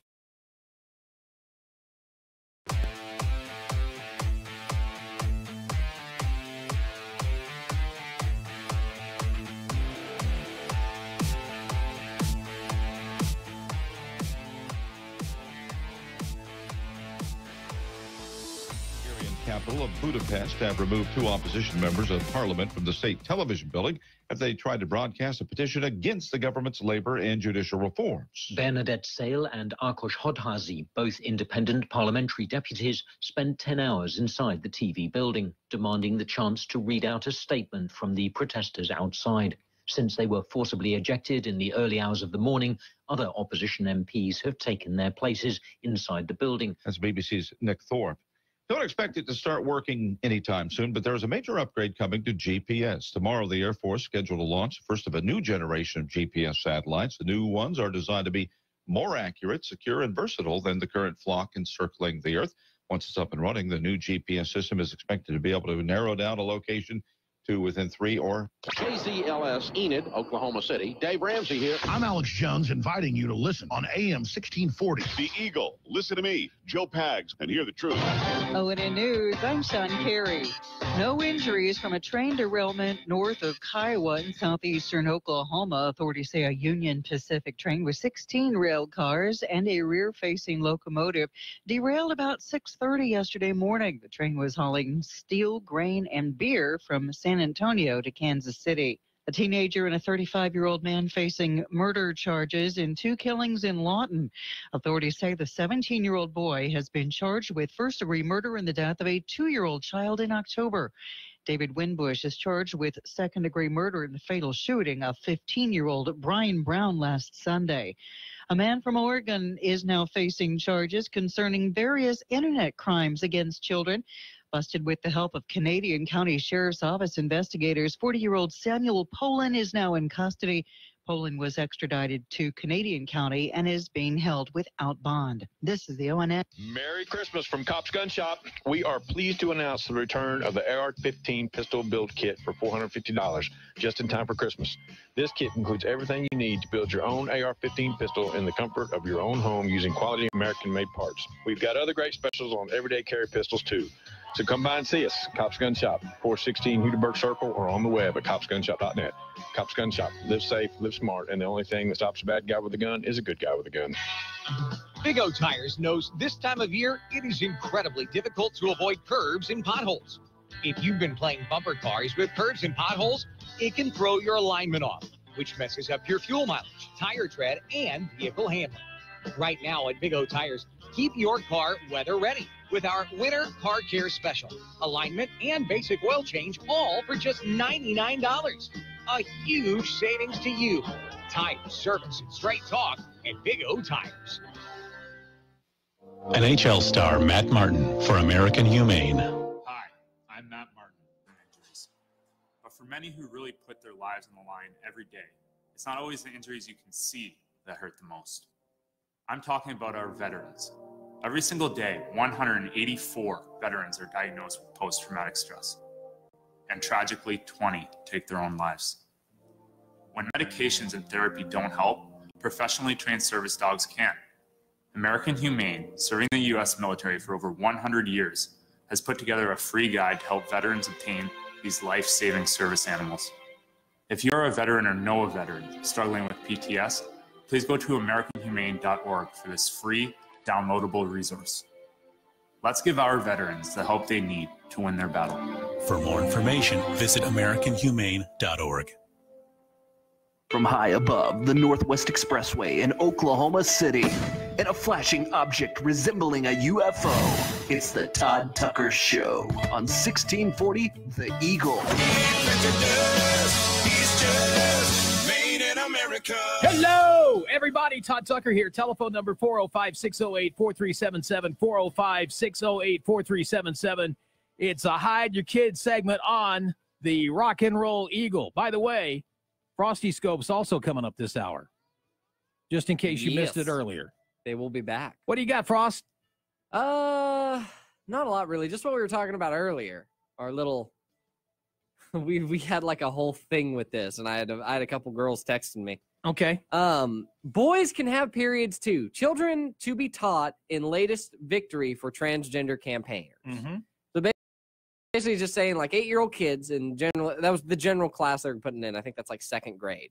I'd like to ask a girl, do 8-year-olds have, do they menstruate? That's what I'd like to ask, because I don't think they do. At that age? Yeah, at 8 years old. It probably kicks in later. Anyway, this is a Hide Your Kids segment, and we are 2 old white men talking about this. So everyone has the disclaimer just because we think it's very call strange. in and weigh in wherever you Please, want. Lord. 405-608-4377. Yes, call in and help us on this, because we don't know how to feel about this. Texting us your opinions doesn't help. Okay? Yeah, I don't want to read your text messages. Yeah, we need to hear from you. I don't want to read them on the air. 405-608-4377. The general story here is that in Britain, they have finally passed it to where in classes, like, just school sex education classes, they are teaching that that all genders can have periods in the new sex education class. Be it boys, girls, non-binary, trans, transitioning, anybody under the sun, it may have periods, which... I mean, I drink the Kool-Aid sometimes for liberal things. I agree with a lot of things, but this one's kind of weird to me. Like, I don't think guys do. I don't know what it's pushing here. And I think the whole point is like, make it more mainstream, more okay to talk about, which is all good. That's it. Oh, there goes your camera, Todd. Do guys grouch? Yes, guys grouch. They definitely do. I'll fix it. Okay, just leave it. Keep going. But that's just like the whole story is like guys have periods too. Everybody has periods and that kind of thing. And I'm like, I just don't get it. Like, I don't understand what they're trying, position they're trying to move, or maybe it's just a bad article that we both pulled this up on. But it's just strange to me. I think the whole thing is crazy, and I don't think guys do, but no ladies want to talk about it. And then no one wants to call us. Now, we may just not have a very big lady base. But Stephanie just texted me 2 attachments. I've been getting text messages. Have Steph call in. I'd like to get her opinion. I'd like to get everybody's opinion. She's texted me about something else. Oh, okay. Some guy was like trying to hit on her.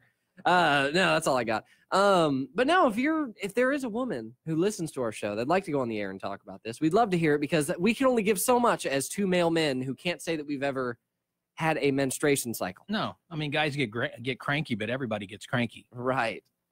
I don't think there's any correlation between the two. Okay, let's move on. What's next? That's the only one I really had, because we were going on with that one forever. That's all you had? There wasn't a whole lot of unethical or grown-up stuff today. Here, I've got a weird one if we want to talk about this. The New York Times had an opinion post called "Would Human Extinction Be a Tragedy?" ? Our species possesses inherent value, but we are devastating the earth and causing unimaginable animal suffering. Would anyone really be missed? Would it really be a tragedy if our extinction would happen through? Which is just, it's some professor going, oh, holier than thou, humans suck, and yada, yada. So basically, we'll just have an earth full of animals and all the people can go bye-bye. Right, like humans can just be gone, and then the earth just moves on its own, doing its thing. I gotcha. Let it go down the natural path. That would be lovely. I don't know. It's just one of those holier than thou speeches about how we're all terrible and etc. But I mean, that's about the best I got. There wasn't a whole lot of hide your kids stuff. I was hoping someone would call in about the transgender subject of periods, but if no one wants to, we'll just menstruation. Be gentle. It's the same thing. Okay, be gentle. We're on the radio. They hid their kids. They're at school. Okay, yeah, the kids are in first period right now. That's it. It's 8:10 on the Eagle. All right, Frosty Scopes coming up. Are you ready? No. Why aren't you ready? I mean, you did it. Okay, let's break and then we'll come back with Frosty No. Scopes. You don't stick to any schedule. It annoys me. It's Monday, and we're coming. I mean, grown-ups get this too. Okay, I'm not going to admit that guys have their. Oh, I have my time of the month. Well, okay. Don't you get me wrong. You just then what does your time of the month consist of? Right now, this very moment, my time of the month has started. Okay. I'm very. Why? What are you doing? I'm just getting comfortable. Okay, go ahead. Just finish. Don't worry about what I'm doing over here. All right, here we'll do some Frosty Scopes, I guess. We'll just knock these out. No, but no. Explain what is it like when you go through your time of the month? It's like this. I have to come to work and deal with a crazy person who has to move over a chair to put his leg up on it so he can feel very important, like a little. I just feel like standing. Napoleon I man. feel like standing up. Okay, but Stephanie just asked, "Is there someone who needs to call in about your period?" Thanks, baby. I have to admit that as a guy, I do have my time that I will, maybe every month that I kind of get like blasé and I want ice cream, things like that. If that's what counts as, I mean, I don't know. Would you count that as being male menstruation? I mean, I'm not even going to claim to own what women have to own because what women have to go through every month is terrible. So whatever a guy goes through is nothing compared to what a girl goes through. Hey, it's a good thing you said that. Landlady wants to call in and give you some Asian advice. Okay, have her call me. I sent her the phone number. She's like, "What's the number?" Okay. Well, we'll get to hear from Landlady, and she's going to ask if you mowed your grass lately. I have not. Jean the landlady. Jean the landlady. Jean the landlady. Okay. I feel it coming. Here, we'll take a break real quick. Okay, we got Jean's phone call coming up next, and your phone call is 2-405-608-4377, the Todd Tucker Show. It's Monday, and that's why we sound so bad today. We'll be right back. We don't sound bad. I sound amazing. I don't need to speak for yourself. I'm being really hard on You myself. speak for yourself.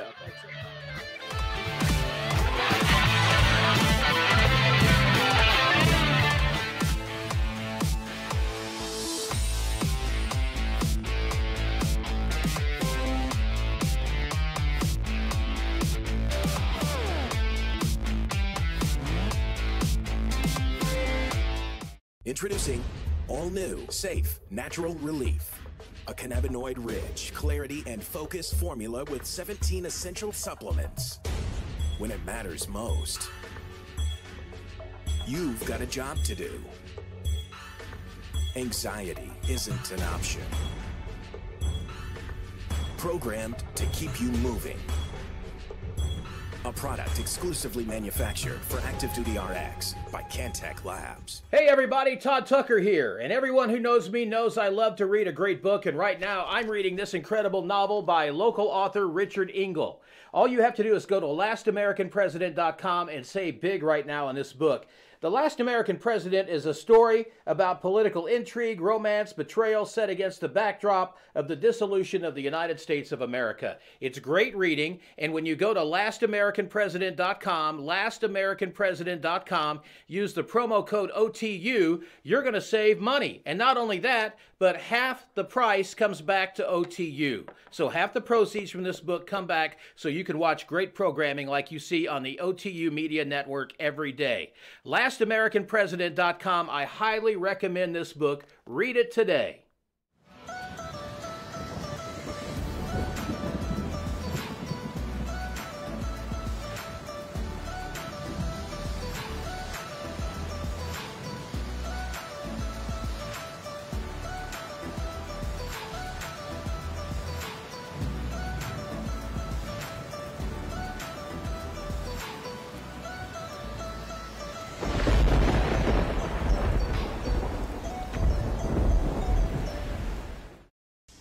The Canadian County Republican Party says they weren't surprised to have pushback on a first draft letter to lawmakers, now tweaked and finalized before they return to session. In their words, it's a conversation that needs to be had. When it violates life, liberty, or property, I have to stand up as an elected official in the party and say our government is getting it wrong. Andrew Lopez, speaking as chairman of the Canadian County Republican Party, the group behind this letter addressing issues like abortion, property tax, and educational funding. Its original draft stating in part, quote, a A better pathway would be to abolish public education, which is not a proper role of government. That exact language no longer in its final version. We charge property tax to the citizens, and if you do not pay, you lose your property. That means we have zero property rights. It means we're renters in the state of Oklahoma.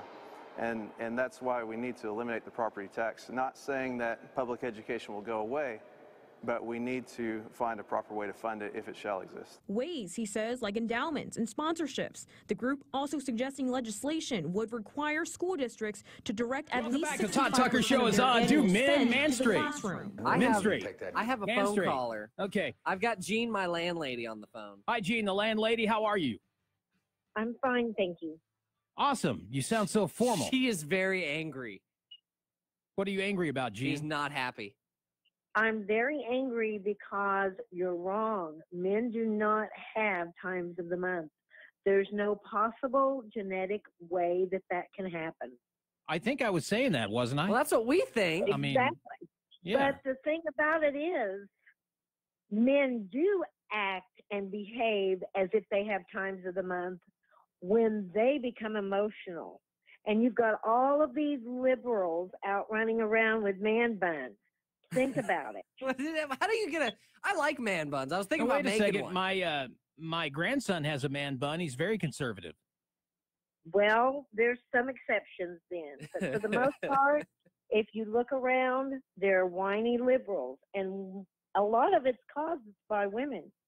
Now, Gene, I'm jealous that I can't have a man bun anymore because We made men the way that they are about 20 years ago when we wanted them to be sensitive and caring. Mm-hmm. And now we have a bunch of wimps. Yeah. Ooh. We caused it. The female generation of that time caused it. But genetically, no, you cannot have a menstrual cycle because God did not make it that way. I agree. And all these young children that think they don't know what gender they are need to grow up and be educated. Now, their parents need to be educated and not treat them like this. Gene, do you have either children? Have one, yes, I have 2 girls. Okay. And they are girls. Did you prefer for them to? Did you prefer for your girls to learn about Mother Nature's monthly visit from you, or I mean, because I think that's something a mom should teach, not a school teacher. Absolutely. I had a situation where if she knew I was discussing this, she would probably hurt me later. Oh no! But my oldest started her cycle when she was 11, and I was talking to her about it, and I had a number of people tell me, you should have never done that. I thought, oh, absolutely I should have, because anytime a woman's capable, anytime a girl's capable of reproduction, then she needs to know exactly what her body's doing. Right? I agree. Who would tell you not to? I do not believe young children who have not come into puberty should be discussing anything to do with sex, period. I agree. 100%. I gotcha. Okay. This is going on in England, but you know it's going to happen in the U.S. It's just a matter of time. It'll move its way over. We are allowing things to happen in this country that should never happen. You have as many women as you have that have will go to Washington next year, that were elected throughout the United States. And we have changed laws that have been handed down for centuries in the United States as far as government. And we're adopting some Sharia law because now the women can wear their garb in National Hall. Yeah, which has been there's forbidden. There's a lot of issues. Yes, there are a lot of issues now because we are starting to embrace as a nation more of everybody else's ecumenical and religious doctrines, which the old saying, when in Rome, do as the Romans, has gone out the door in the United States. You know where Frosty goes to church, right? Yes. The First Church of Don't Mow My Grass. Yes, I know. Oh, and hey by the way, you're not going to get a washer and dryer if you don't mow the lawn. Okay, listen, I'll buy my own washer and dryer. That's fine. Rent's going to be a little late this month, though, because it is Christmas. We got to get everything ready. Right. And if you don't get Stephanie a gift, I'd move you out anyway because you've got to think of her. And don't you buy her anything that she has to cook or clean with, ever. Yeah, get her something sexy. All right, all right. Something sexy, something very personal, very intimate. Maybe she'll call in next and Yeah, because you know tell what? me She about really, this. she really does love Frosty. I mean, she really does Y'all love need to him. quit talking about my And personal I don't life. understand why. I haven't figured that out I yet. knew that was coming. She really does love Frosty, and she can do everything. She can cook, she can organize, she can pack. I mean, she's amazing. She is. She's a fantastic female. Yes, she is. Frosty should be very A grateful. normal female. And there's so few left. So that's a blessing. Amen. Thanks, you boys Gene. have a good day. Hey, Gene, you have a great Stay out of day. trouble. God bless you, and let's keep private talk where it belongs in the home. There you go. Absolutely. All right. Whatever. Okay. Later. Thank you. Appreciate it. All right, we're going to take a break. In the meantime, you got a nice landlady, but she was a little bit steamed about this whole She was a menstruating thing. little peeved. Yeah, I'm with her. I don't believe men do that. I think we have a certain period of time that we go through the funk every month. The funk? Yeah. Give it a little funk. I'm going to call it sympathy pains. We have a lot of sympathy for our ladies. There you go. Yeah. That's it. That's what it. The Todd Tucker Show, telephone number 405-608-4377. We're back on the other side. Don't go away. We'll be right back on 1640 The Eagle, KZLS.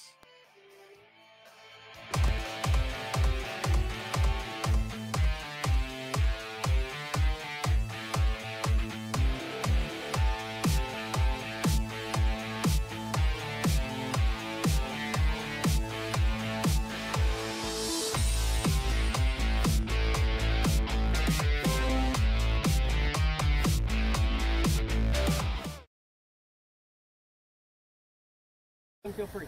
Yeah, what did you need? What did you need? So what can I do for you, sir? You called us. He asked dispatch if there's a sign on there that said concealed weapons only. We don't consent to any searches, So, officer, or seizures of the property. I was asking, since I normally carry open, I put my shirt over. Just try not to touch your stuff Okay. on your waist for me. And we just wanted to know if that's all right to go in there concealed. As far as the ordinances go, Yeah. okay, you can have a weapon on you. Yep. Okay. That's perfectly fine. Okay, and I appreciate you coming in and checking with us. Mhm. Is there anything else I can do for you? That was it. That's basically it. I think we came for a gun lock, but the dispatch was closed. We don't sell so- guns. We don't. We have some. We Yeah. can make available. Okay. But at this time in the evening, the people who would have access. That's what we to, saw, We yeah. don't have that. But That's- if you came back at a different time of day during normal business hours, we could probably make those available Okay. without any problem. That's what we were here for. Yep. Anything else? The government says these were the most violent protests in Paris in over 50 years. On Saturday, 133 people were injured and more than 400 were arrested. The movement began 3 weeks ago on social media, with calls to protest attacks on fuel. But it's grown into a working-class revolt against the economic policies of President Emmanuel Macron. T'es un dictateur, Macron! T'es un dictateur! 27-year-old Jimmy Moreno came in from a nearby suburb. He works for the railways and voted for Macron. C'est le peuple, tout bêtement, sans opinion politique. Nous sommes dans la rue tous par solidarité. La politique, notre politique, elle est corrompue. The yellow vests that Jimmy and others are wearing have become a symbol. A law requires drivers to carry them, so they're easier to spot. Now, it's making their movements harder Welcome to back. ignore. The Todd Tucker Show is on 1640 The Eagle, KZLS. Glad you're with us. Our telephone number 405-608-4377. Learn it, love it, know it, use it. Here, I got a quick one to get us into our hard break coming What have you up. Hundreds march on the Amazon Fulfillment Center in Minnesota. If local headlines are to be believed, not much happens in Shakopee, Minnesota. But on Friday evening, this whole town of 40,000 on the outskirts of Minnesota's Twin Cities became the epicenter of the fight for humane working conditions at one of the world's most valuable companies. For the last 2 years, Amazon has quietly expanded its presence in the suburb, and workers' resentment towards conditions there has grown with it. Accumulating in today's protest outside the fulfillment center, a sprawling 850,000 square foot building. in this heavily industrialized zone, attended by local activists and joined by Amazon workers ending their shifts. It ended with approximately 250 people marching on the building's main entrance. I don't think that's 40,000. No. So basically, Hardly. Minnesota is like protesting against the Amazon box store like in the week before Christmas because of inhumane working conditions. Which I'm not going to lie, I have heard some horror stories about Amazon. Like working there? Oh, yeah. I have heard some horror stories. Like what? It's like they're always in these enormous buildings, okay? Mhm. And they're time Nazis about stuff. So, Right. like, you know, if you want to go to lunch, you've got 30 minutes for lunch, and it takes you 20 minutes to get from your station, like this giant boxing area where you're putting stuff and getting it shipped away. Right. It takes you 20 minutes to walk all the way out there, go through like the sensors and everything because they scan you on your way out so you're not stealing stuff. Right. And then if you want to go anywhere, you've got 10 minutes, which you have to be back in your station by the 30 minutes. So like these are just these giant sprawling buildings. And since like, you know, you've only got so much time to get where you need to go after you clock out and you have to go through these sensors, go through a checkpoint to go eat. You've only got like 5 minutes to eat. And that's not including the time that it takes you to get back to your area. So they're just really crazy about their working conditions and things that they do. On top of that, there's tons of people who say that they work there for, you know, especially this time of year, 12, 13, 14 hours a day on your feet, working there nonstop, no breaks, things like that. That's where people are getting like this inhumane working condition stuff. I mean, they pay you decently, but they all say that it's just like working for slave drivers. So moral to the story is bring peanut butter and jelly in your pocket. Yeah, bring us something. Eat on the floor while you're working your other stuff if you even get a lunch. Okay. There's just I've just heard all sorts of horror stories about Amazon. It can be just the craziest place around. Which was honestly, because did we ever get that contract to put the Amazon store out here? No, we did not. Okay, honestly, I am not that bent out of shape about that. I didn't say it at the time, but I'm really not. I don't think that's a huge deal. I'm seeing a lot of Amazon trucks out now, though. Oh yeah, they still deliver. Amazon Prime delivers all over the gaff. Yeah, but I see them out Saturdays, Sundays. I mean, holidays. They're out all the time. They're keeping busy. Yes, they are. Todd Tucker, 405-608-4377. We're back after this break on 1640 The Eagle.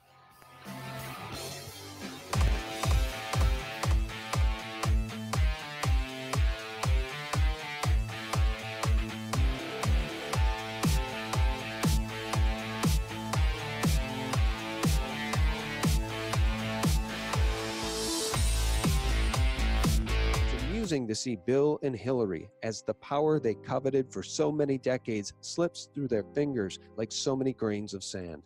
President Trump, who actually loves the country in which he was born and who has vowed to defend it and its borders as opposed to helping to overthrow it, fills arenas to the brim with red-blooded Americans to hear his common-sense patriotic rallies, while the Clintons' 13-city tour, one of which has been canceled in Sugar Land, Texas, which began in Toronto, Canada this past week, failed to fill more than 17% of the seats. And while Hillary, who still can't believe she isn't president, chokes on the bile of her hatred for the Constitution and for President Trump, I started worrying at his inauguration. The vast swamp in Arkansas, which the Clintons and the Bushes helped to create, is in the process of being drained, with the help of the DOJ's 757 and U.S. prosecutors who are utilizing the more than 4 million documents and 200 gigabytes of information they seized, information collected from the Department of Human Services in Arkansas, to send legislators, politicians, and lawyers to prison. According to CorysDigs.com, they have already convicted over a dozen individuals in one case alone, several of which are former or current legislators, and one former senator has already begun his 18-year prison sentence. And there are a slew of other individuals listed in indictments. Furthermore, on January 4th, 2018, the Justice Department launched a new investigation into whether the Clinton Foundation engaged in pay-to-play politics, that means bribes, folks, or other illegal activities while Hillary was Secretary of State. Evidently, the FBI field offices in New York, Los Angeles, Washington, D.C., and Little Rock have been collecting information on the charity for more than a year. And while we still have precious little faith in the FBI given its propensity to raid the homes of innocent DOJ-protected Clinton whistleblowers like Dennis Nathan Cain, the fact that the Clintons are under any scrutiny at all is surely only the case because the witch isn't in the Oval Office, and this man is. It's said that Hillary warned her minions during the election that if that son of a bitch wins, we'll all hang from nooses. Over 20 years ago, Alex Jones created the media platform called InfoWars, and in the decades since, it's grown into a truly remarkable institution with over 200 radio affiliates, tens of millions of unique website visitors monthly, and a 24/7 live news TV channel broadcasting from state-of-the-art studios in Austin, Texas. InfoWars has become the most trusted independent news source in the country, dedicated to delivering breaking news, live coverage of special events, and exclusive reports you won't find anywhere else. While the old guard media struggles to maintain supremacy in a landscape rocked by innovation and technology, InfoWars has been at the forefront of the information revolution. From 8 million radio listeners, over 2 million YouTube subscribers, or the billions of views of our online content, InfoWars proves dominant in every facet of media we enter. For the hardest-hitting reports, uncompromising analysis, for high-profile interviews and bombshell revelations, accept no substitutes. Demand truth. Demand InfoWars. InfoWars. Tomorrow's news today. This is undoubtedly the most important broadcast we've ever done. Hey everybody, Todd Tucker here, and everyone who knows me knows I love to read a great book, and right now I'm reading this incredible novel by local author Richard Engel. All you have to do is go to LastAmericanPresident.com and save big right now on this book. The Last American President is a story about political intrigue, romance, betrayal set against the backdrop of the dissolution of the United States of America. It's great reading, and when you go to LastAmericanPresident.com, LastAmericanPresident.com, use the promo code OTU, you're going to save money. And not only that, but half the price comes back to OTU. So half the proceeds from this book come back so you can watch great programming like you see on the OTU Media Network every day. LastAmericanPresident.com. I highly recommend this book. Read it today. Introducing all new, safe, natural relief. A cannabinoid-rich, clarity and focus formula with 17 essential supplements. When it matters most, you've got a job to do. Anxiety isn't an option. Programmed to keep you moving. A product exclusively manufactured for Active Duty RX by Cantech Labs.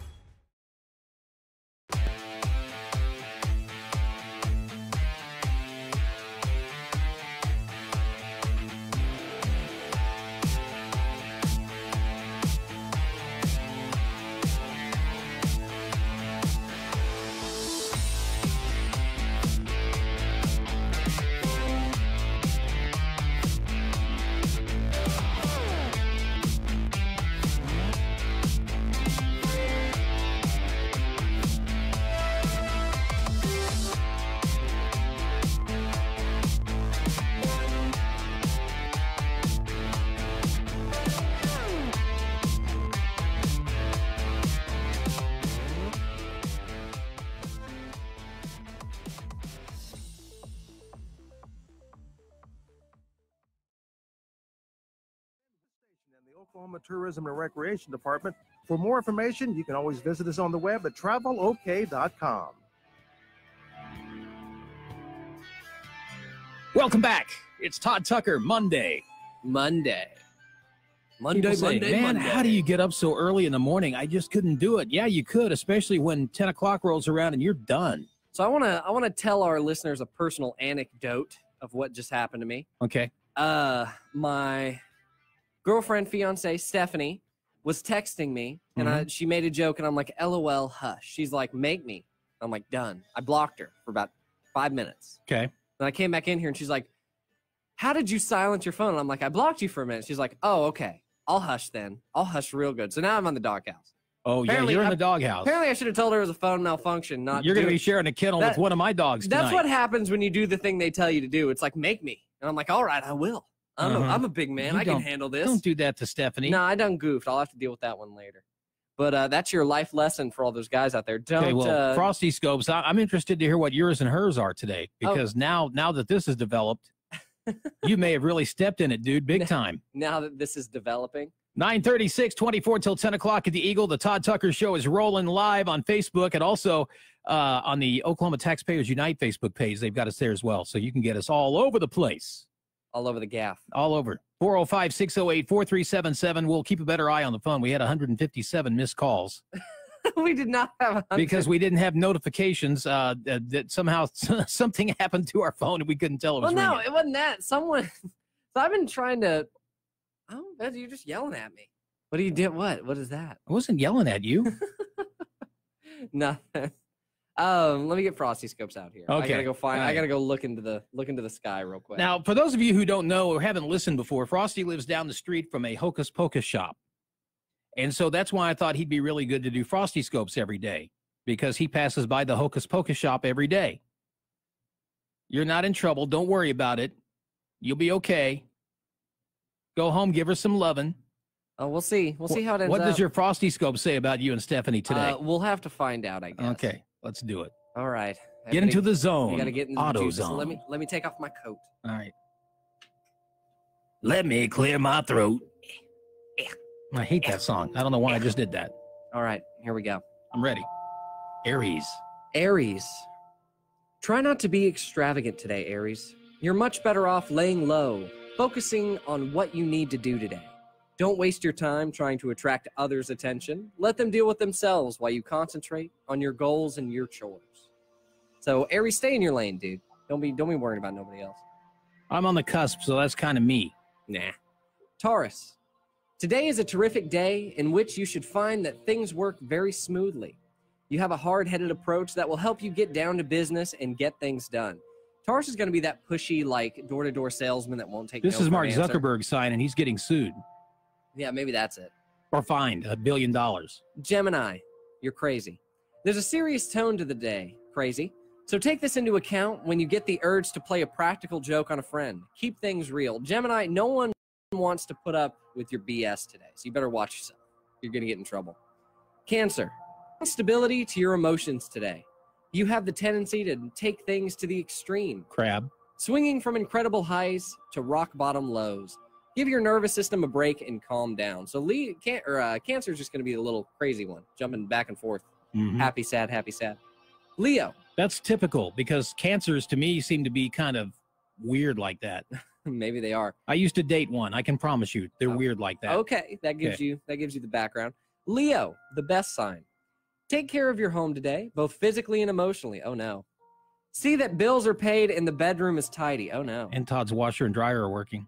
Yeah, I don't need to put that together for you. Don't forget to clean the dust from under your bed and the demons from inside your mind. Uh-oh. So apparently I gotta take care of my home both physically and emotionally. I'm gonna be in trouble when I get you're home. in big trouble. You got a busy day ahead of you, man. Yeah, apparently. Tomorrow you're gonna be whooped. Virgo, go ahead and act confidently. You will probably find that you're more stable and grounded in general, leaving you free to explore and take more risks than you normally would. So Virgo, get out there and live life. Live life to the fullest. Libra, it may be hard for you to get a project off the ground today. Perhaps this is a sign that it needs to stay there. Take it back to the drawing board or do more planning and testing.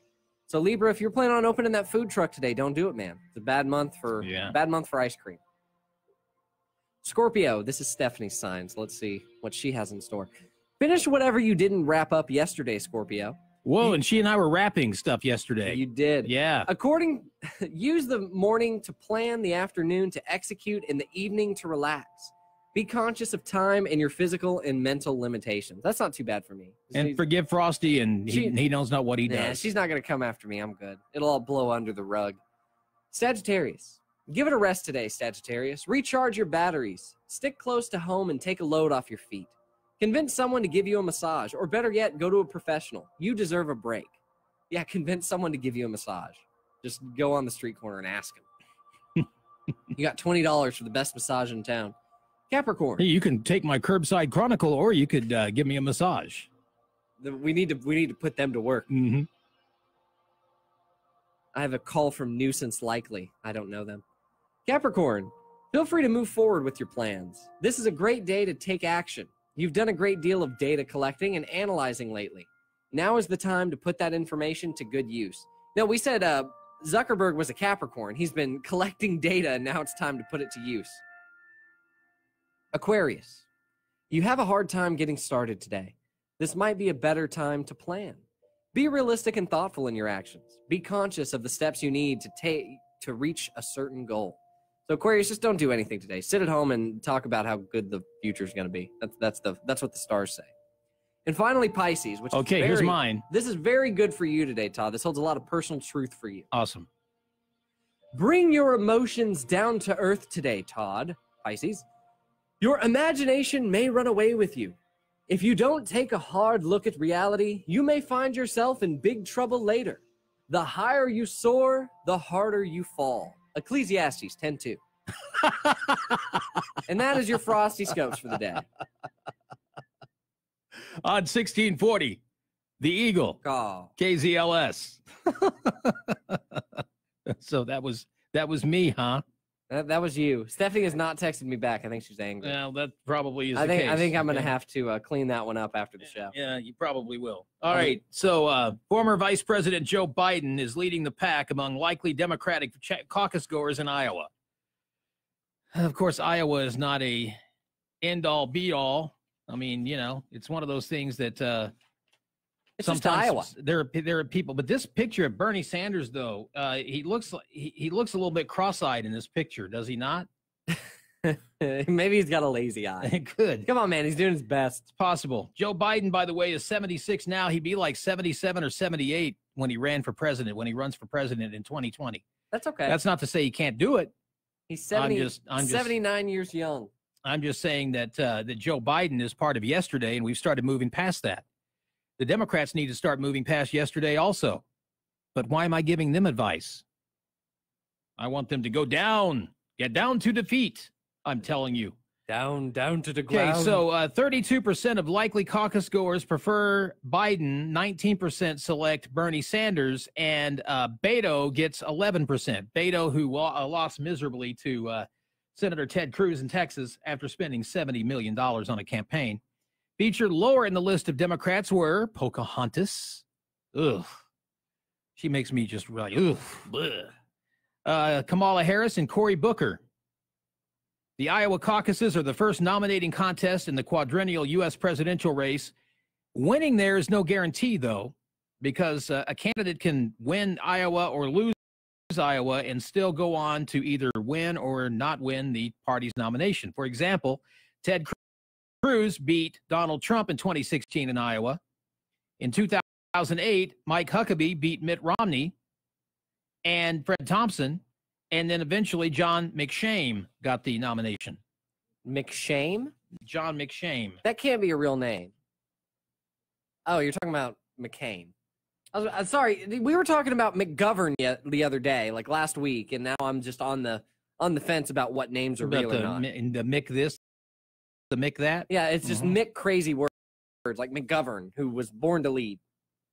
Almost half of respondents in this poll, 49%, said they want a seasoned hand. That might be why Joe Biden is leading. And 36% preferred a newcomer to take on President Trump,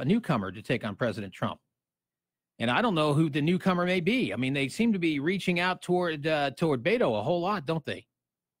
Yeah, a little bit. Putting all their eggs in the Beto basket. Yeah, I don't know if it's that smart. I mean, I know that the guy is charismatic, and there are people that like him because he roller skates. I mean, I get it. Does he roller skate? Yeah, roller skates or something. He does something like that. I don't. He doesn't skateboard. I think he roller skates. They say that'd be a Democrat thing to roller skate. I'm going roller skating rather than because skateboarding's too cool for a Democrat. Skateboarding's way too cool for a Democrat. It's 9:46 here at the Eagle. We're going to take one last break before we say goodbye, and we've got another segment coming up next as we put Monday's show in the can, man. We're back right after this on 1640 The Eagle, KZLS.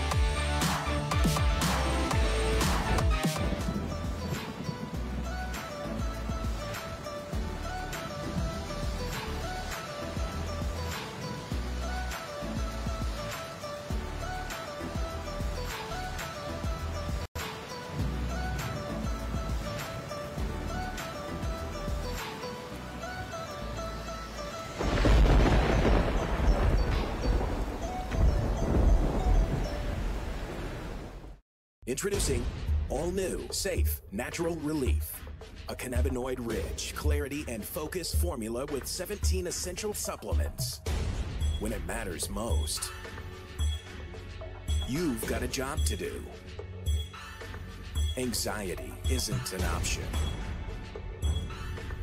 Programmed to keep you moving. A product exclusively manufactured for Active Duty RX by Cantech Labs. Introducing all new, safe, natural relief. A cannabinoid-rich, clarity and focus formula with 17 essential supplements. When it matters most, you've got a job to do. Anxiety isn't an option. Programmed to keep you moving. A product exclusively manufactured for Active Duty RX by Cantech Labs. Hey everybody, Todd Tucker here, and everyone who knows me knows I love to read a great book, and right now I'm reading this incredible novel by local author Richard Engel. All you have to do is go to LastAmericanPresident.com and say big right now in this book. The Last American President is a story about political intrigue, romance, betrayal set against the backdrop of the dissolution of the United States of America. It's great reading, and when you go to LastAmericanPresident.com, LastAmericanPresident.com, use the promo code OTU, you're going to save money. And not only that, but half the price comes back to OTU. So half the proceeds from this book come back so you can watch great programming like you see on the OTU Media Network every day. LastAmericanPresident.com, I highly recommend this book. Read it today. Is your kitchen looking sad these days? Are you tired of looking at that old, dated bathroom? From rooftops to those unsightly holes in the walls, Complete Contracting has got you covered. Call 405-676-0595 today to schedule an estimate. Once again, that number is 405-676-0595. And remember, Complete Contracting has the contracting expertise for all your renovation and repair needs.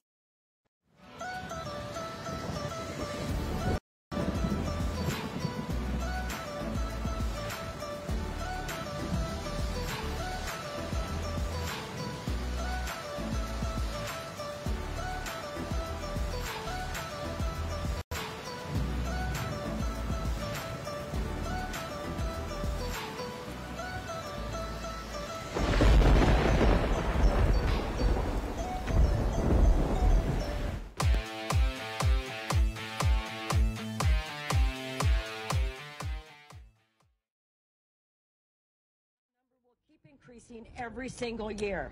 So she's failing to tell the American taxpayers, hey, follow my lead and more money is going to be coming out of your pockets instead of building the wall for a flat fee and be done with it. The other thing that Nancy Pelosi fails to ever talk about, ever, is the victims of illegal alien crime. And those are our children amongst hundreds of thousands of others. And unfortunately, our children have been murdered or killed. This is my son, Sergeant Brandon Mendoza, who was with the Mesa, Arizona Police Department. He was killed on May 12, 2014 by a repeat illegal alien criminal who was shown leniency in our court systems, never spent any time in jail for crimes he had previously committed in Colorado, ended up in Arizona. He was 3 times a legal limit drunk, high on meth, and drove over 35 miles the wrong way on 4 different freeways and slammed head-on into my son, killing him. My son did not deserve to die that way. My son spent his life protecting the community in Mesa, and it was a huge loss not only to the family, but to our community. So I am fighting for my son. I am fighting for Angie's son. I'm fighting for Kathy's daughter and for Ronald De Silva, Agnes's son. And we are fighting so that no other American family has to feel the pain and the grief that we do. We're tired of being ignored by politicians in D.C. No Democratic politician will ever meet with us. Will never meet with us. I want that to resonate. They will never meet with us when we go to D.C. because they can't face us. And you know what? I want to ask Nancy Pelosi a question. I hope she hears this.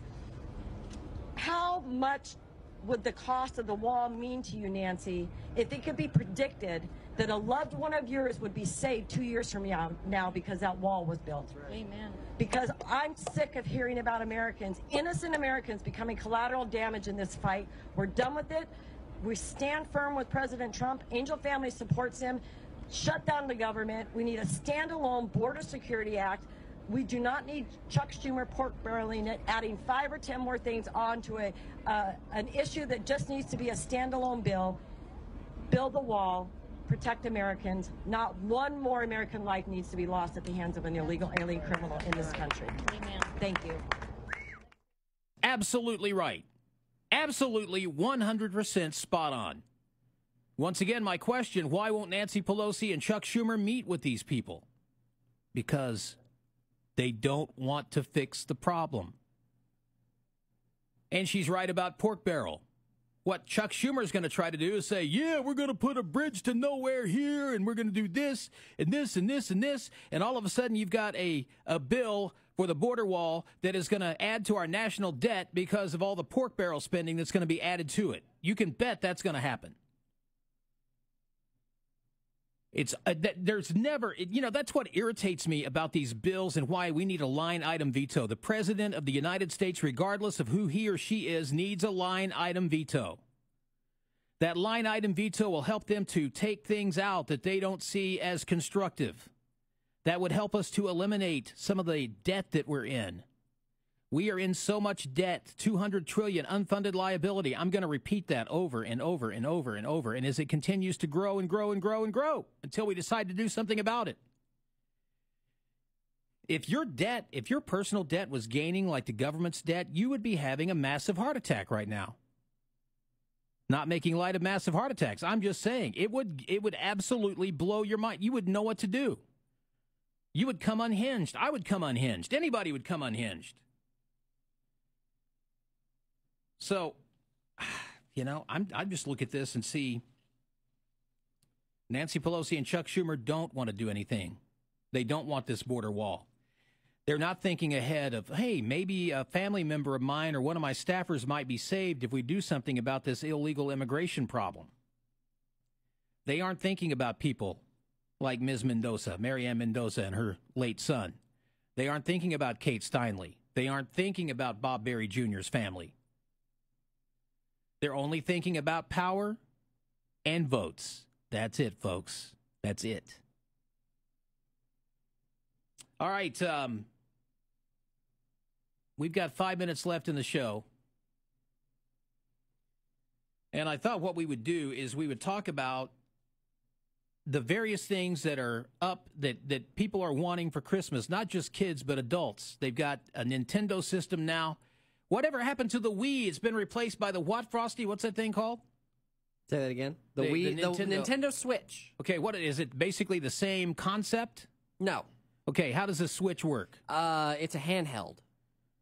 Oh, but gotcha. also a game system. So like, it's still got the little nunchucks. I don't think it's as much about what is it like? All the movement. So is it less restrictive than the Wii was or is? Oh yeah, much. But just because like the whole point of the Switch is. So did you ever see what a Wii U was? Yeah. Where it had like the big pad that you could play the game on. Yeah, I had one. Okay, you had a Wii U. Yeah. So the Switch is a Wii U.